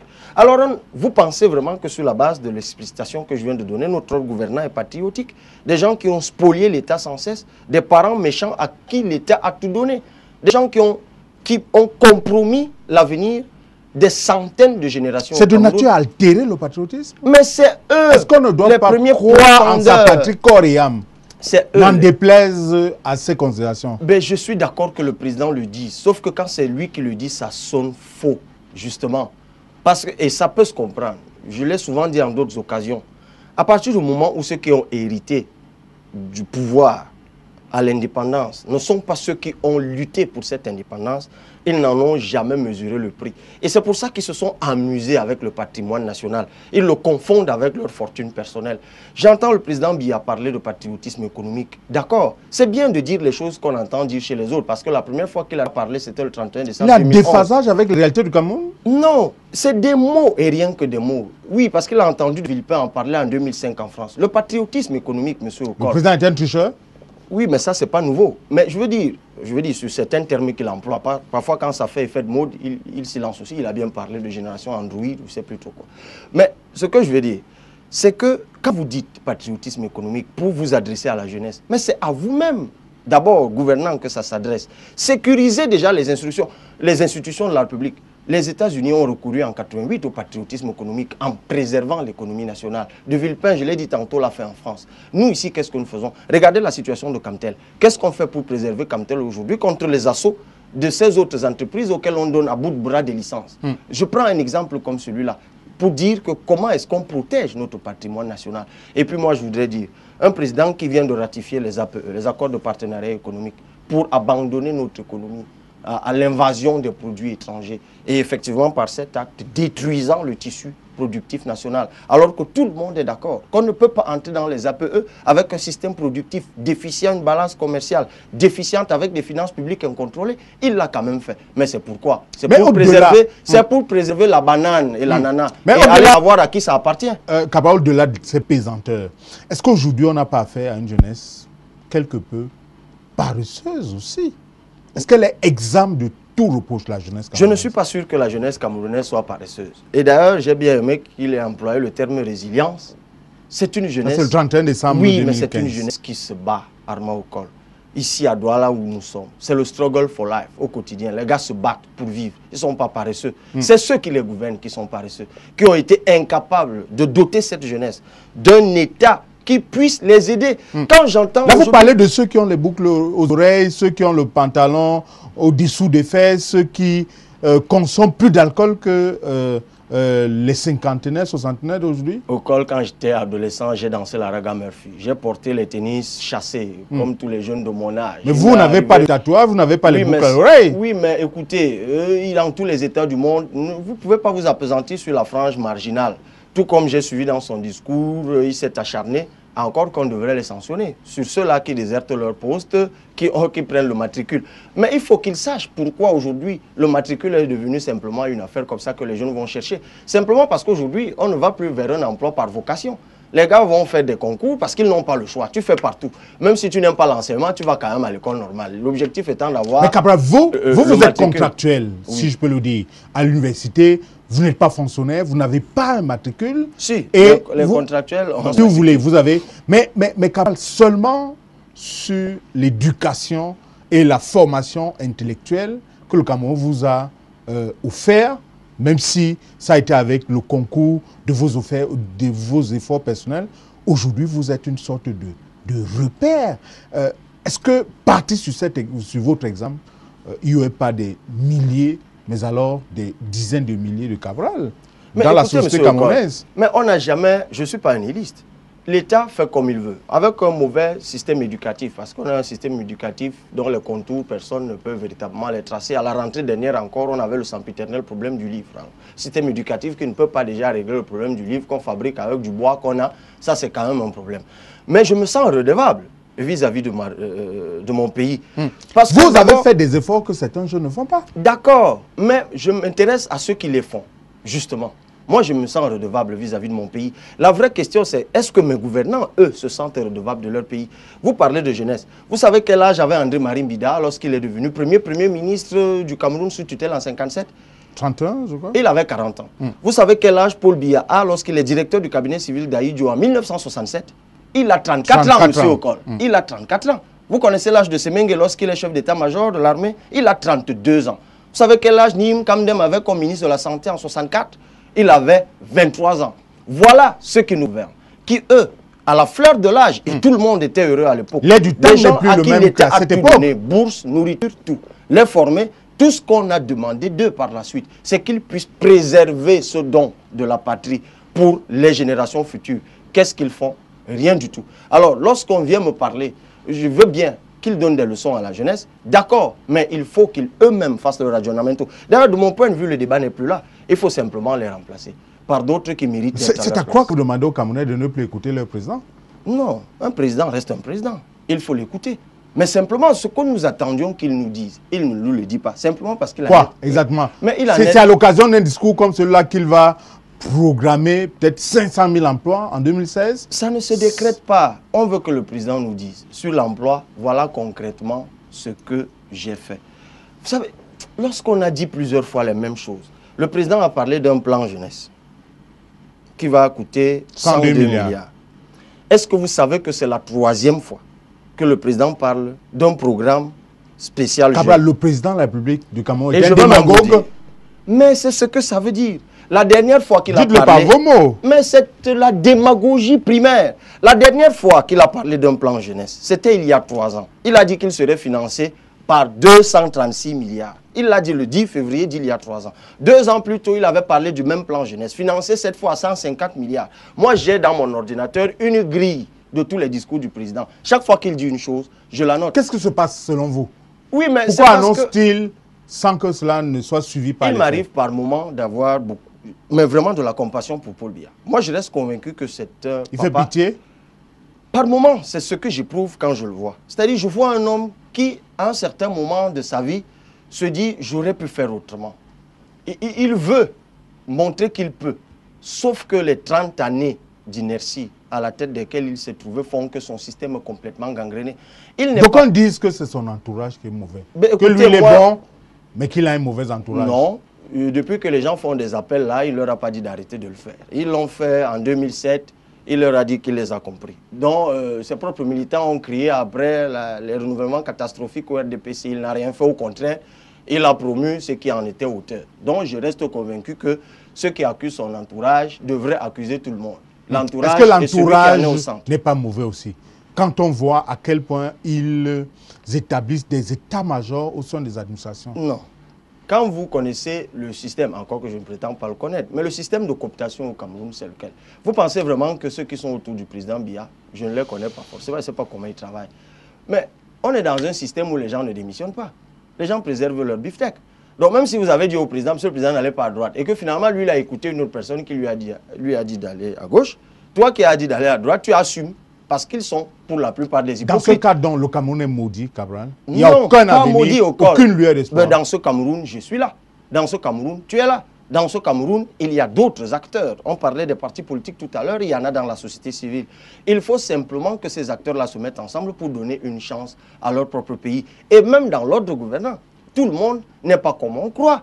Il y a là-dedans, et moi je m'y suis souvent intéressé sur un certain nombre d'études, sur le cas des APE dont on parlait tout à l'heure. Quand j'ai lu le document qui a été rendu public par le MINPAT en octobre 2013 et qui déconseillait au président d'entrer dans les APE. Mais je me suis rendu compte que ces gars font leur boulot, sauf que personne ne les a écoutés. C'est pour ça qu'on en est aujourd'hui. Je voulais vous prendre quelques exemples. Allez-y, en une minute. Les problèmes de jeunesse sont connus. Il y a les problèmes d'emploi. Bon, cette fois, il n'est pas venu avec beaucoup de chiffres parce qu'il a compris que c'est dérangeant.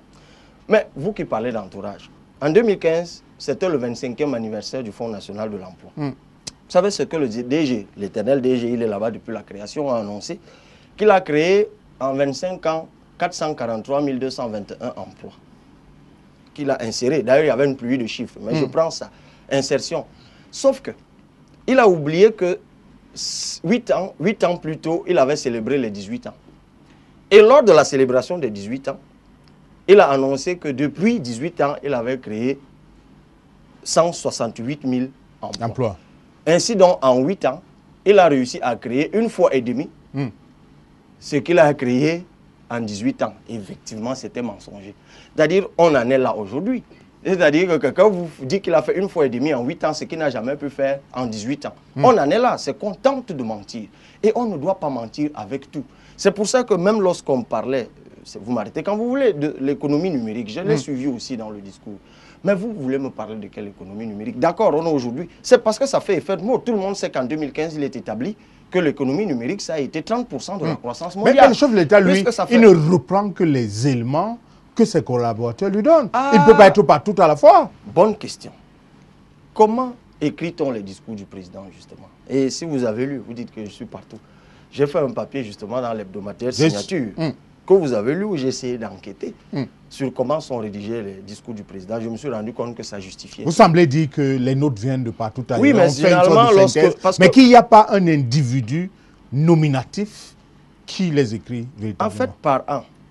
C'est parce que, bon, moi je m'intéresse beaucoup à ces questions. Et d'ailleurs, ils me donnent eux-mêmes les armes que j'utilise contre eux. Vous savez, le cabinet civil publie depuis 3 à 4 ans un document qui est intitulé « Ce que j'ai dit ». Il y a même un autre qui est édité « Discours et interviews du président ».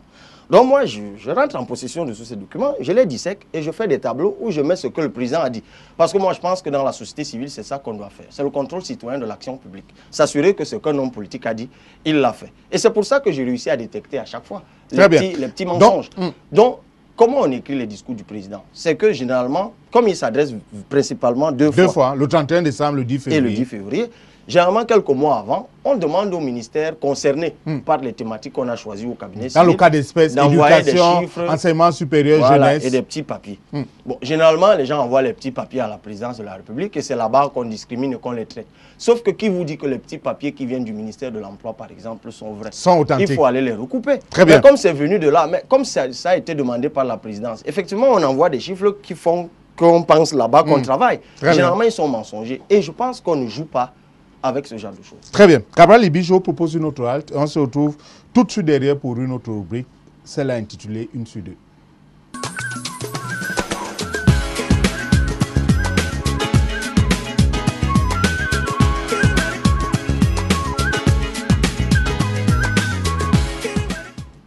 C'est chaud. Cabral Libby, cette rubrique est intitulée « Une sur deux ». Le principe est simple. Je vous pose une question, je vous fais des suggestions, 2 réponses. Vous avez le choix entre l'une ou l'autre réponse que je vous propose. 10 secondes maximum lorsque vous voulez élaborer, mais nous restons clairs sur le principe. Rassurez-moi déjà, vous l'avez dit tout à l'heure, vous êtes choriste, vous croyez en Dieu, et vous savez que dans la Bible, l'un des premiers commandements, c'est « Tu ne mentiras point ». Oui, mais en fait, il n'y a pas un ordre. Hein. Tous les commandements se valent. Se valent. Alors, Cabral, vous est-il déjà arrivé, oui ou non, une fois au moins dans votre vie, de tromper votre femme? Je pense que c'est des questions compliquées. Oui ou non, Cabral? Quand je vais dire non, vous ne me croirez pas. Mais la réponse est non. Répondez en âme et conscience et pensez à ce Dieu que vous servez lorsque vous chantez, qui n'accepterait pas que vous puissiez mentir. Je parle bien de ma femme. C'est-à-dire, on compte à partir du moment où nous sommes passés la bague. Ah, quand vous ne vous êtes pas passé la bague, c'est arrivé? Non, tu as dit ma femme. En fait, pour le juriste que je suis, tu parles de mon épouse. Permettez que je pose la question. Ben allez-y. L'avez-vous fait avant que vous ne soyez devant le maire? Ça, c'est donc une autre question. Oui. Répondez à cette autre question-là. Vous la mettez où, cette autre question? C'est moi qui pose les questions. Vous êtes là pour répondre aux questions. Oui, avant, oui. J'avoue. Et elle le sait, elle peut se m'attraper. Mais... Elle vous a surpris? Non, pas qu'elle m'a surpris. C'est que, bon, en fait, ça se faisait dans un environnement où, vous savez, elle est maligne. Elle a enquêté, bon, elle l'a attrapé. Bon, qu'est-ce qui peut amener un homme à tromper la femme avec laquelle il est? Bon, c'est des questions compliquées. Je pense, pour moi, que la fidélité est une grâce. Divine alors? Oui, je pense que la fidélité est une grâce. Et c'est pour ça qu'il faut prier pour rester fidèle. Parce que humainement, charnellement, c'est difficile.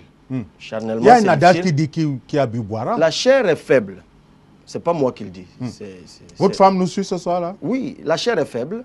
Et je pense qu'il faut vraiment que Dieu vous aide, M. Okol. Les tentations, vous savez, le diable, les tentations, elles sont partout. Et surtout dans le contexte où nous vivons maintenant, c'est très compliqué. Et quand on sait que qui a bu boira, ça veut dire que le jour où vous serez incapable de vous retenir, ça pourrait encore arriver. Non, Et comme elle est habituée à vous pardonner... Non, je reste convaincu que, le Dieu que je sers m'accompagnera toujours. Et je pense qu'il y a un autre élément qui est important, c'est la chaleur qu'il y a dans un couple. C'est l'amour qu'il y a dans un couple. Je pense que moins un couple est en harmonie, plus il est tenté par l'infidélité. Et l'inverse, évidemment, vaut. Très bien. Donc, je reste convaincu que l'amour avec mon épouse demeurera, que le Seigneur nous accompagnera. Et puis, il y a une autre exigence, qui est celle-là, j'ai envie de dire, d'ordre pratique. Lorsque, comme moi, vous vous retrouvez sans forcément l'avoir voulu, comme je suis aujourd'hui, vous-même vous dites que quand je passe en route, on me reconnaît. Vous vous doutez bien que lorsque je serai passé... La tentation est plus grande encore. Oui, elle est plus grande en quantité, effectivement, c'est-à-dire de Même en qualité aussi. Peut-être même aussi en qualité, mais dans ce moment-là, vous priez davantage pour que Dieu vous donne la force d'y résister. Très bien, que Dieu vous accompagne, Cabral. Sur la Qu'il vous accompagne, votre Dieu, parce que Amen. même dans vos propos, Amen. On comprend que on n'est pas arrivé au bout du tunnel. Laquelle de ces deux situations appréhendez-vous la plus? Ne pouvoir vous retenir un jour et succomber à la tentation d'une, ou sans doute de vos multiples conquêtes, ou d'apprendre que votre femme fréquente régulièrement un autre homme que vous? Quelle est la situation que vous appréhendez le plus? Ah, écoutez, les deux. Ce que je dis de moi vaut pour ma femme. Donc, Mais qu'est-ce que serait pire pour vous? Que ce soit vous qui succombiez ou que ce soit elle qui fréquente régulièrement? Je pense que les deux situations auraient les mêmes effets. Ces deux situations redoutables, elles auraient les mêmes effets. Bon, maintenant, en fait, vous savez, j'ai souvent entendu que les gens se suicident ou tuent les gens parce qu'ils ont... Vous n'êtes pas de ce genre, vous semblez être un caïd. Oh, vous savez, sur ces choses, on ne sait jamais comment on va réagir. Mais bon, mon tempérament, quand même, me prédispose à ne pas aller jusqu'à ce type d'acte-là. Très bien. Mais tant qu'on n'est pas face à ce genre de choses... On ne peut pas savoir. Donc je prie l'Éternel que ça ne m'arrive. Vous est-il déjà arrivé, une fois au moins, oui ou non, de vous faire draguer par une femme? Oui, c'est déjà arrivé. Pas pour m'en vanter. Tout petit, ça m'est arrivé, je crois. Et d'ailleurs, mon père m'a beaucoup battu pour ça parce que la fille m'avait adressé une lettre d'amour, c'était à l'école primaire. Je l'ai gardée, mon père l'a trouvée. Il a estimé que, au lieu d'apprendre, c'est ce genre de choses qui m'intéressaient. Il m'a bien fouetté. Ce qui fait que j'ai été très hostile aux femmes pendant un bon moment. Pour vous qui suivez régulièrement les compositions à l'université de Yaoundé 2 à Soa, et donc qui êtes au fait de ce qui se passe là-bas, selon vous, oui ou non, existe-t-il des NST là-bas, les notes sexuellement transmissibles? Bon, vous savez, quand vous êtes à l'examen, vous surveillez les étudiants. Donc, même si le sexe intervient, ce n'est pas pendant l'examen. Il intervient certainement avant. Et les mécanismes d'infusion de notes sexuelles se font après l'examen. C'est-à-dire pendant les corrections, par des réseaux. Ça existe, le phénomène existe là-bas? Le phénomène de fraude existe d'ailleurs toujours, mais dans une portion aujourd'hui congrue. Et c'est l'occasion de rendre hommage, les gens ne le savent peut-être pas, au professeur Foguet, qui, sous la coordination acharnée du professeur Magloire Ondoa, je parle pour la faculté que je connais, des sciences juridiques et politiques de droit de l'université de Yaoundé 2, ont œuvré pour réduire la fraude à la portion congrue. Mais pas seulement en combattant la fraude proprement dite, mais en prenant aussi des mesures de gouvernance en amont, notamment l'allègement des matières, l'enrichissement des enseignements. Vous savez, mais le phénomène, lui... Dans cette faculté, les TD se font systématiquement pendant 2 mois. Et aujourd'hui, vous savez comment on publie les notes dans cette faculté. On les publie pratiquement le lendemain de la composition. Non, le doyen a mis sur pied un système tel que même les mécanismes de fraude sont vraiment mis en déroute. Très bien. Que pensez-vous du style vestimentaire DVD, entendez, dos et ventre dehors, perceptible et visible dans presque tous nos centres urbains? Est-ce une évolution des mœurs et de l'air du temps ou des effets pervers de notre société? C'est tout ça. Les gens, les jeunes filles voient les clips et imitent leur star. Bon, ça existe partout. C'est des effets, c'est le contexte contemporain qui se prête à ce type de choses. Très bien. Mais je pense que le plus important, c'est de canaliser tout cela. Je pense qu'on est dans un contexte où il faut davantage d'éthique et puis surtout des modèles alternatifs. Très bien. Selon vous, lequel de ces deux effets a créé en son temps l'interdiction de la chanson à succès de Franco Collé la Petite par le préfet du Vouri. Est-ce que ça a eu pour effet d'amplifier l'ampleur de la chanson ou alors ça a quand même permis de tirer la sonnette d'alarme, à votre avis? Les deux. Ça a ajouté au succès qu'on connaissait la chanson.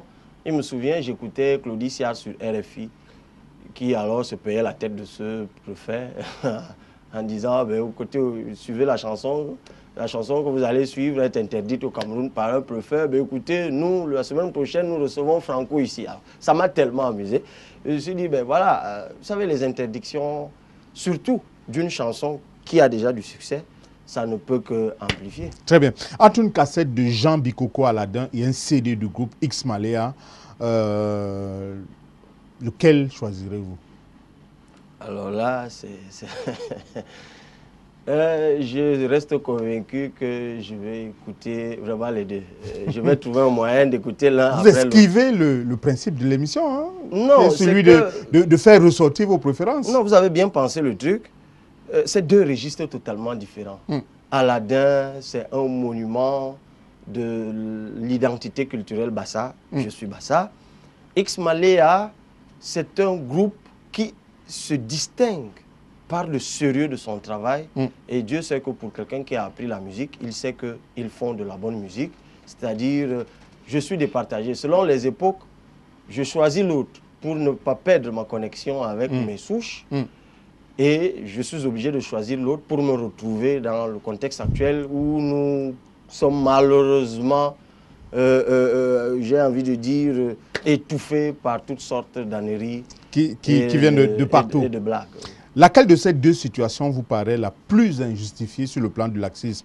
Les films pornographiques diffusés toutes les nuits dans les chaînes du Cap ou alors les points agréés de prostitution dans tous nos centres urbains? Laquelle de ces deux situations vous paraît la plus injustifiée en matière de laxisme? Qu'est-ce qui vous paraît être plus laxiste que l'autre entre ces deux situations? Le fait que les films pornographiques soient diffusés au vu et au su dans certaines de nos chaînes ou alors le fait qu'il y ait des points de prostitution agréés dans nos villes? Vos questions sont compliquées. Je crois que la situation qui est la plus impardonnable, c'est celle de la diffusion des films porno.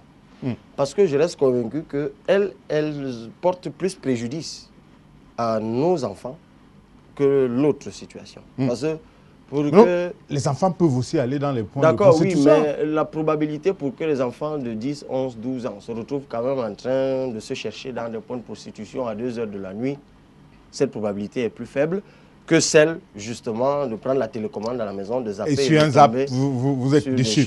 Alors, Cabral, dans la légende, on désigne parfois le peuple Bassa comme un peuple belliqueux et détenant presque toujours, vous le savez, le timbre à la portée de la main. Est-ce que c'est un procès d'intention ou alors une vérité à la base, mais amplifiée par la suite? Je crois que c'est vrai et ça doit être préservé. Le peuple Bassa est un peuple de gens belliqueux et c'est un peuple... Et c'est une bonne chose, ça? Oui, je crois que c'est un trait d'identité. Au même titre que les Bamileke ont les leurs, les Ewon ont les leurs, d'autres mangent le savon, dit-on, et tout. J'en sais, bon, évidemment, il y a des clichés. C'est dans les gènes, alors? Dans tout cela. Oui, je crois que c'est justement dans les gènes. Parce qu'il faut connaître l'histoire du peuple Bassa pour le comprendre. Et j'ai même envie de m'arrêter dans une histoire toute récente.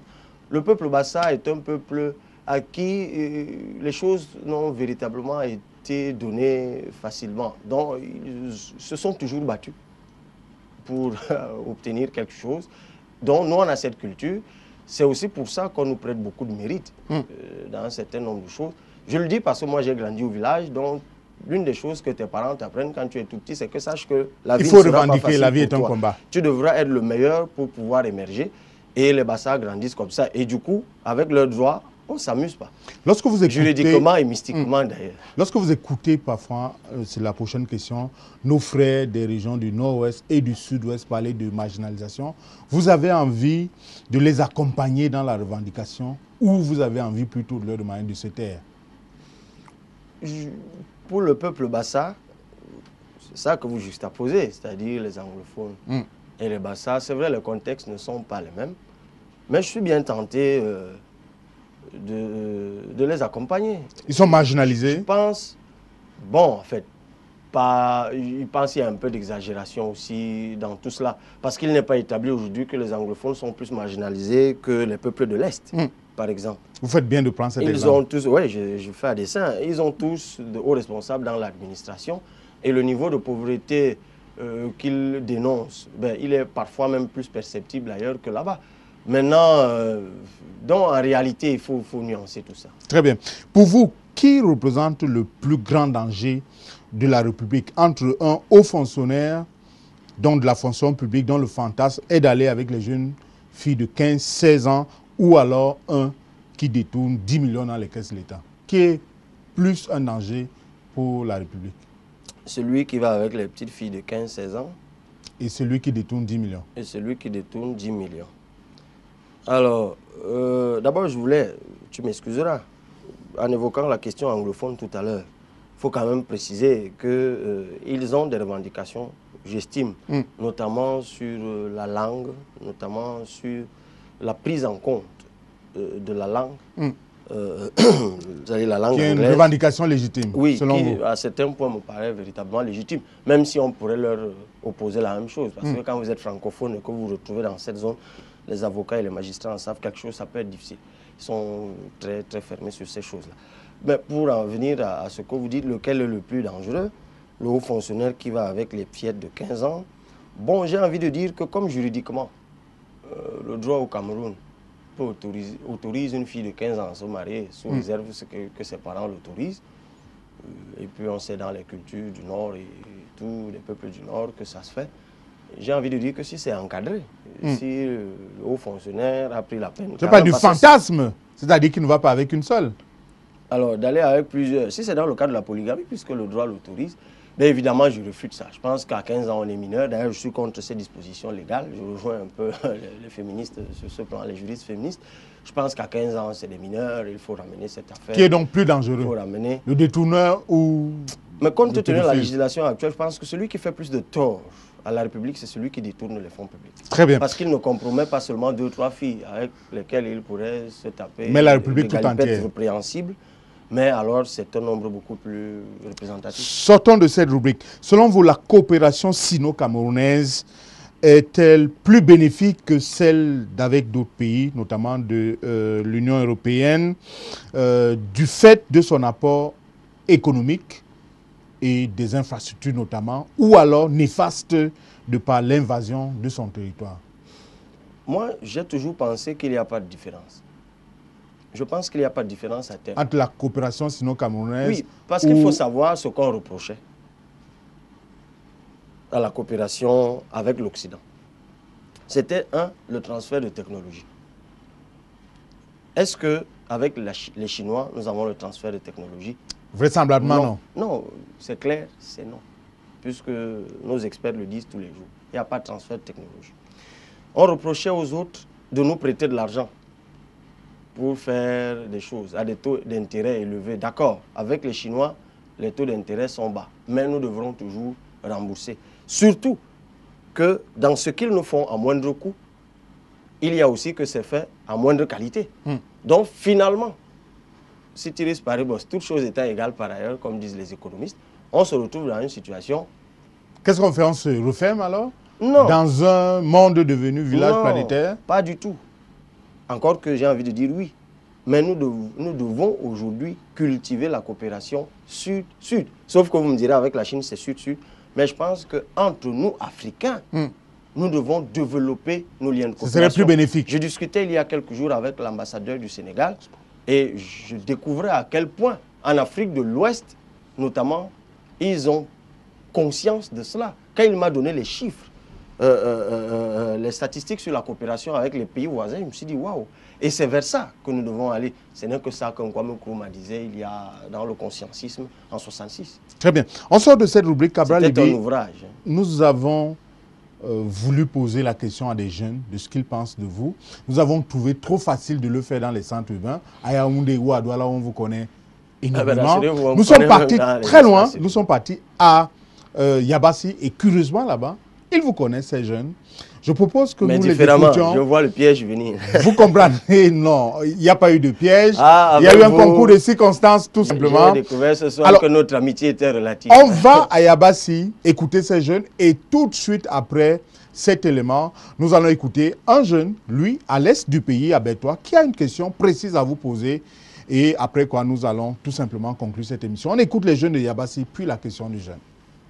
Ah, Cabral Libi, je l'aime bien, c'est quelqu'un de sympathique.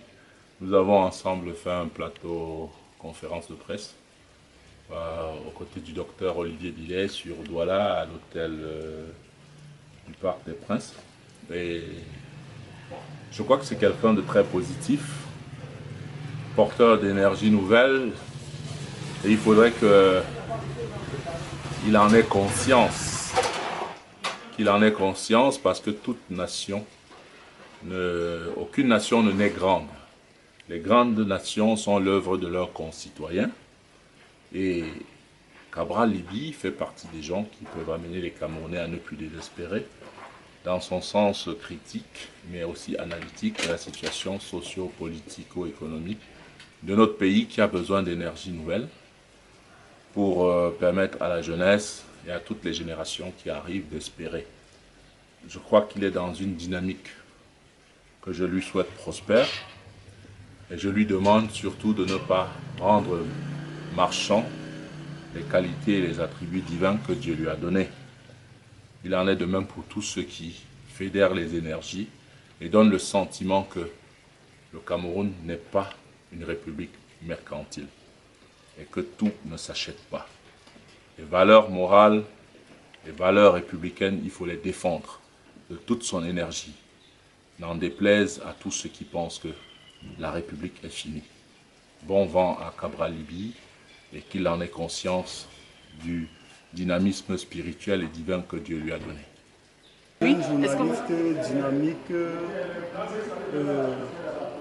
grand leader pour les jeunes, qui va un peu dans le sens de Charles Atiba Aimé parce que c'est un homme vrai par rapport à ses interventions sur les chaînes de télé et de radio que j'ai souvent suivies. C'est un monsieur que j'apprécie. Bonsoir Cabral Libi, Li Ngenge, c'est bien ça votre nom.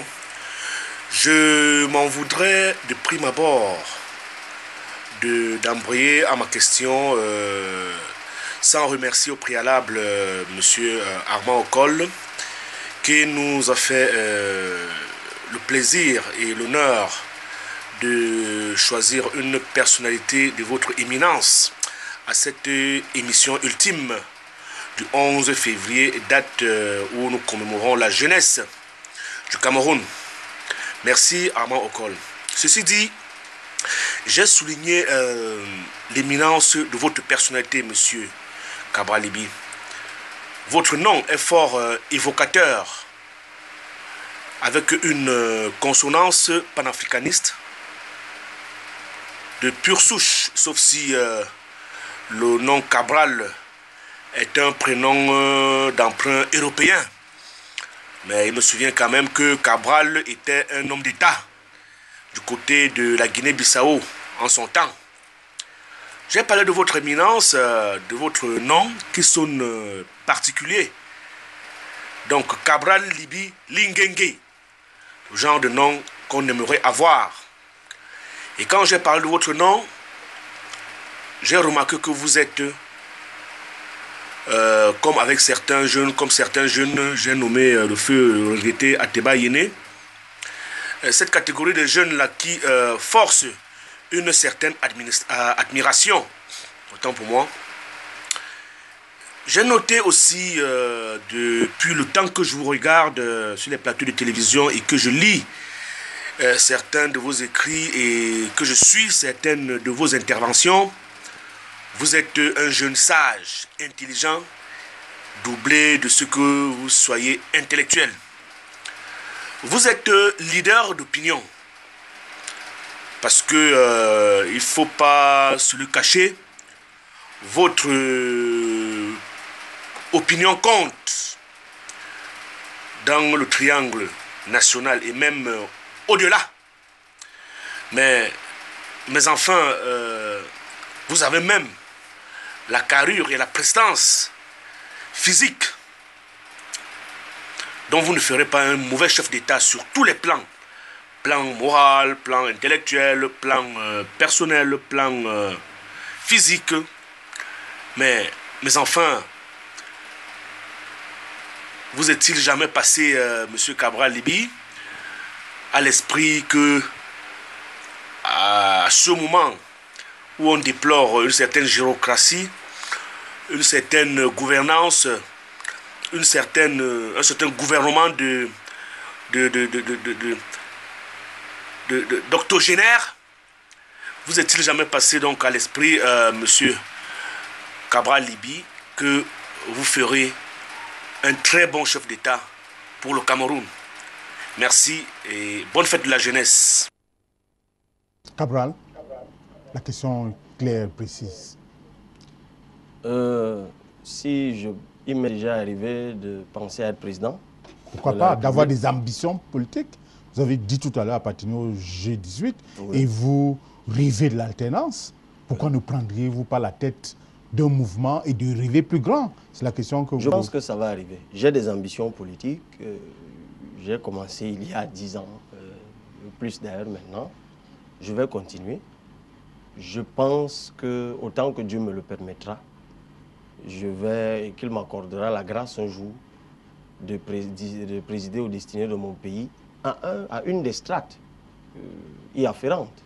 Ça pourrait être la strate suprême, ça pourrait être des strates inférieures, mais cette flamme-là m'anime. Je pense qu'au-delà on me prête des critiques, mais je sais aussi reconnaître ce qui est bien fait. Je me prépare aussi mentalement, intellectuellement et physiquement à assumer un jour des responsabilités de gouvernement. Très bien. Indiscutablement. Très bien. Cabral, c'est la dernière rubrique. Ce sont des visages qui vont défiler. Vous allez les apercevoir là. Vous aurez 10-15 secondes pour dire ce que vous pensez de chacun de ces visages. Vraiment, un ou deux mots. Commencerons tout de suite par le premier de ces visages. Ah, Brenda Bia. Je crois que c'est elle.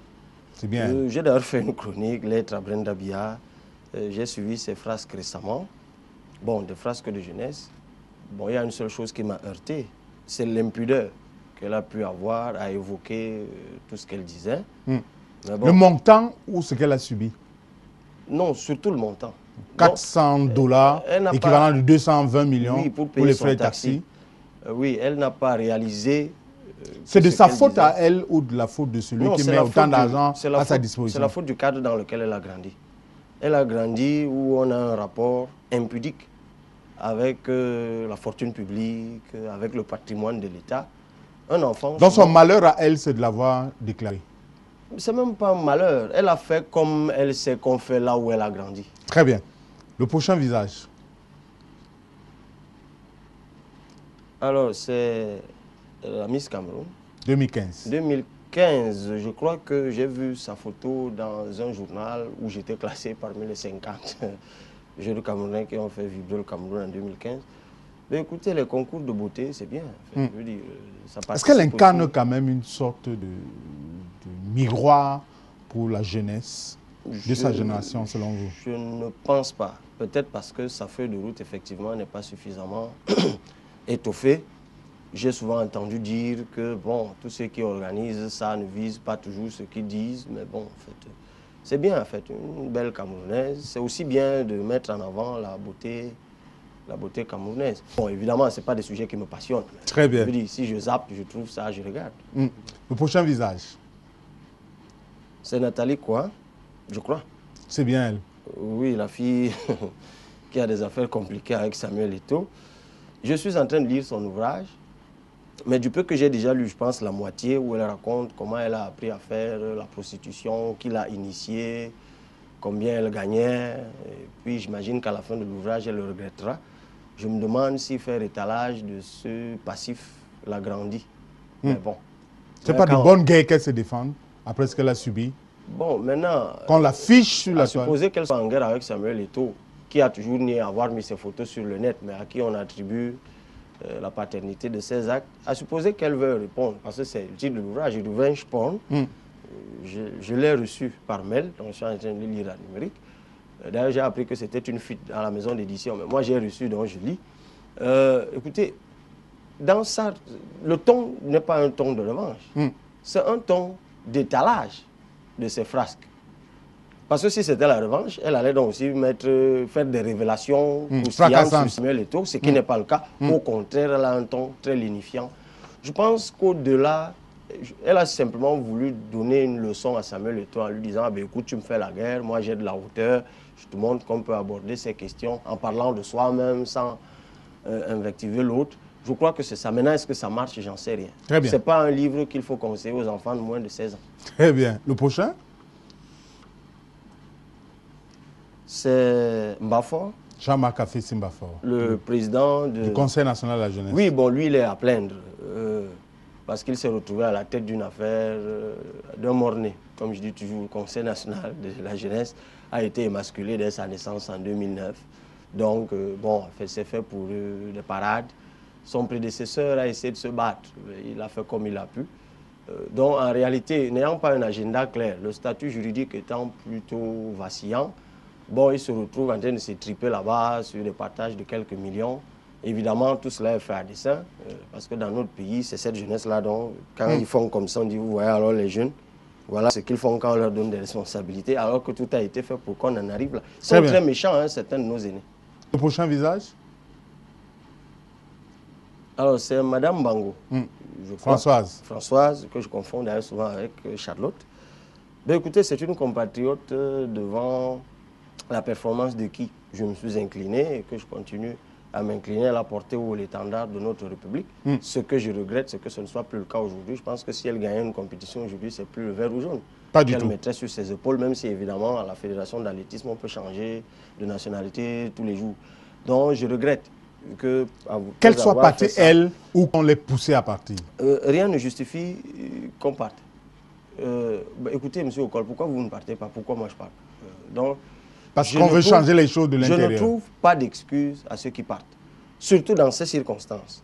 Maintenant, je peux comprendre que certains, parce qu'il y a beaucoup de nos jeunes Camerounais, et ça s'adresse encore à Paul Biya, qui partent. Je reste convaincu que beaucoup de gens ne partent pas de leur pays de gaieté de cœur. Donc, une fois que j'ai dit que je ne trouve pas d'excuses, je comprends. Et c'est d'ailleurs pour ça que je me suis impliqué dans le débat de la double nationalité. Mais en disant qu'il faut aujourd'hui recadrer la loi du Code de la nationalité de 68 au Cameroun, au cas par cas, en tenant bien compte de ceux qui sont partis pour se chercher, comme on dit, et qui voudraient revenir. Qu'il faut distinguer de ceux-là que j'appelle passagers clandestins, qui occupent de hautes fonctions ici depuis 20-30 ans, qui ont gardé la nationalité et qui ont changé de nationalité. Alors ceux-là, ils ont trouvé une autre nationalité comme planche de salut parce qu'ils savent que leur gouvernance peut un jour amener le feu au Cameroun. Et eux, ils s'aménagent des portes de sortie et ils veulent utiliser les Camerounais légitimes qui sont partis se chercher. C'est pour ça que je les appelle passagers clandestins de la cause de la double nationalité. Le prochain visage? Ben, écoutez, Samuel Eto'o, c'est notre grand joueur. Je regrette simplement la façon avec laquelle il est sorti de l'équipe nationale. Je le dis pour lui-même et pour ceux qui l'ont mis dehors. Pour lui-même, parce que s'il m'avait écouté, bon, je ne suis pas sûr qu'il m'écoute, on ne se connaît pas, mais une fois quand il était ami avec Paul Biya, sa famille et tous les autres, je disais, ce gars ne sait pas où il met les pieds. Une fois qu'ils l'auront suffisamment... Ces malheurs viennent de là? Oui, il s'est pris la tête, le naïf, en croyant que parce qu'il peut saluer Chantal Biya de temps en temps, il était très puissant. Sauf que ceux-là, quand ils se mettent ensemble pour te piétiner, ils ne se privent pas. Très bien. Le prochain? Alors, c'est le fils du président, je crois. Franck Biya. Franck. Je ne le connais que comme vous me le montrez là. J'ai appris à une époque qu'il vendait le bois, mais je ne sais pas ce qu'il fait exactement maintenant. Regrettablement. Il est effacé? C'est son choix. D'ailleurs, comme son père. Hein. Vous ne voyez son père que quand il va à l'aéroport et quand il fait des discours. Très bien. Le prochain?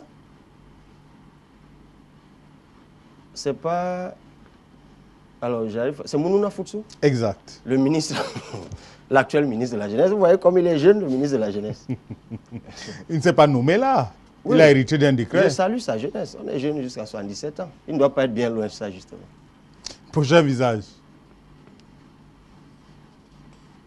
Oh, Charles Atiba Iné. Le courage, la verve, la prise de risque. Je pense que la tonalité de sa voix résonnera jamais dans les oreilles des générations qui ont eu le privilège de l'écouter et de le côtoyer. Donc on estime que vous êtes son dépositaire aujourd'hui dans justement cette prise de risque, dans l'aura, et dans la défense des intérêts de ce qu'on appelle vulgairement les sans-voix. Pour tout vous dire ça, mon nom, je pense que c'est un gars, surtout, il était de l'ordre RDPCiste, il a eu beaucoup de courage, avec les dangers que cela comporte, avec les erreurs que cela peut comporter. Moi, je l'avais dit au jour de ses obsèques, c'était d'ailleurs sur la CRTV, que moi je pense qu'il était dans un combat, je suis dans ce combat, un soldat est mort, d'autres continuent, et je l'ai dit clairement, je continue le combat jusqu'au jour où je tomberai aussi. J'espère que ce ne sera pas d'ici. Ne tombez pas d'ici tout, Cabral, s'il vous plaît. On a et je poursuis le combat en corrigeant ses erreurs. Très bien. Prochain visage? Jacques Famen Ndongo, je ne dirais pas beaucoup de choses. C'est mon patron, il y a obligation de réserve. Mais dans la manière avec laquelle il manage le ministère de l'Enseignement supérieur? Écoutez, obligation de réserve veut dire que ce qui concerne les choses de mon patron, je n'en parle pas dans ces circonstances. En doctorant, vous êtes quand même, on peut dire, à une certaine mesure, étudiant finissant. Bon, écoutez, dans le journal Signature qui vient de paraître, il fait d'ailleurs une sortie. Je pense que, puisque vous voulez que j'en parle, vous insistez, je pense que c'est quelqu'un qui a apporté sa marque dans l'enseignement supérieur, dans ce qu'on appelle la nouvelle gouvernance universitaire. Là, on perçoit le droit de réserve, hein, non, que vous utilisez. Oui, mais il y a effectivement des insuffisances dans cette nouvelle gouvernance universitaire. Si on prend par exemple le LMD, qui est un des prédicats de la nouvelle gouvernance universitaire, je pense qu'on accepte le LMD aujourd'hui dans l'affichage, c'est-à-dire en théorie, nominalement, mais dans le fond, on est loin du LMD, avec l'absence de mobilité interne, mobilité enseignante, mobilité... Très bien, mais, vous l'avez dit. Il y a beaucoup de choses qu'il a apportées dans la gouvernance sociale. On vous a compris, Cabral. Le dialogue à l'université, je pense que c'est des choses qu'on doit... Le dernier visage. Paul Biya, c'est un homme, je pense que dans 2 jours, on va fêter ses 83 ans. Pour quelqu'un qui est là dans la haute sphère depuis très longtemps, s'il pouvait m'écouter, je lui dirais, Monsieur le Président, avec tout le respect que je vous dois, prenez votre retraite. Vous avez fait, comme notre confrère a tous dit souvent, vous fîtes ce que vous pûtes. C'est Soulé Honoré qui aime le dire. Très bien. Donc je pense qu'il a fait ce qu'il a pu. Et je pense qu'il court le risque d'une cinglante défaite électorale s'il s'entête à écouter ceux qui redoutent l'alternance comme la peste. Je ne pourrais pas faire de commentaire. Cabral, nous arrivons au terme de cet entretien. Ça n'a pas été facile de l'arrêter. Comment vous l'avez trouvé, l'entretien? Ben, partant de ce que nous avons une certaine affinité, je croyais que ce serait plutôt facile pour moi. Mais là, je me rends compte qu'il a fallu, par le moment, que je convoque d'autres énergies pour m'en sortir. Mais c'est tout à ton honneur et à l'honneur de ton programme. J'espère simplement, je te l'ai dit quand tu m'as proposé ça, que je ne pense pas aujourd'hui avoir le niveau de participer à ce type d'émission où tu es seul invité. En fait, c'est réservé aux grands. Mais bon, c'est ça aussi qui fait les grands. Peut-être qu'à partir d'ici, je serai plus grand. Sait-on jamais. Cabral, modestement, moi je voudrais déjà vous remercier, vous, d'avoir accepté depuis le début de ce programme de travailler bénévolement, d'être participant, de m'aider parfois à tirer certaines informations des invités. Et je m'en tiens du seul fait que quand j'ai annoncé sur la toile que vous étiez invité, eh bien, il y a eu plus de réactions. Preuve que vous incarnez, c'est un repère, Cabral. Prenez-le au sérieux, travaillez d'arrache-pied, grandement, davantage, comme vous le faites si bien, et vous me permettrez de vous prier d'adresser à votre douce, charmante et ô combien énorme en termes de potentiel, votre épouse, grâce à qui cette émission s'est faite, qui vous a convaincu finalement à venir. Transmettez-lui toutes les amitiés de Ocol, mais de LTM et de toute sa hiérarchie. C'était un énorme plaisir. Nous espérons avoir apporté quelque chose de plus à tous nos nombreux téléspectateurs. Merci encore, bon retour à Yaoundé. Merci. Et à très bientôt, Cabral. Merci beaucoup. Bonsoir.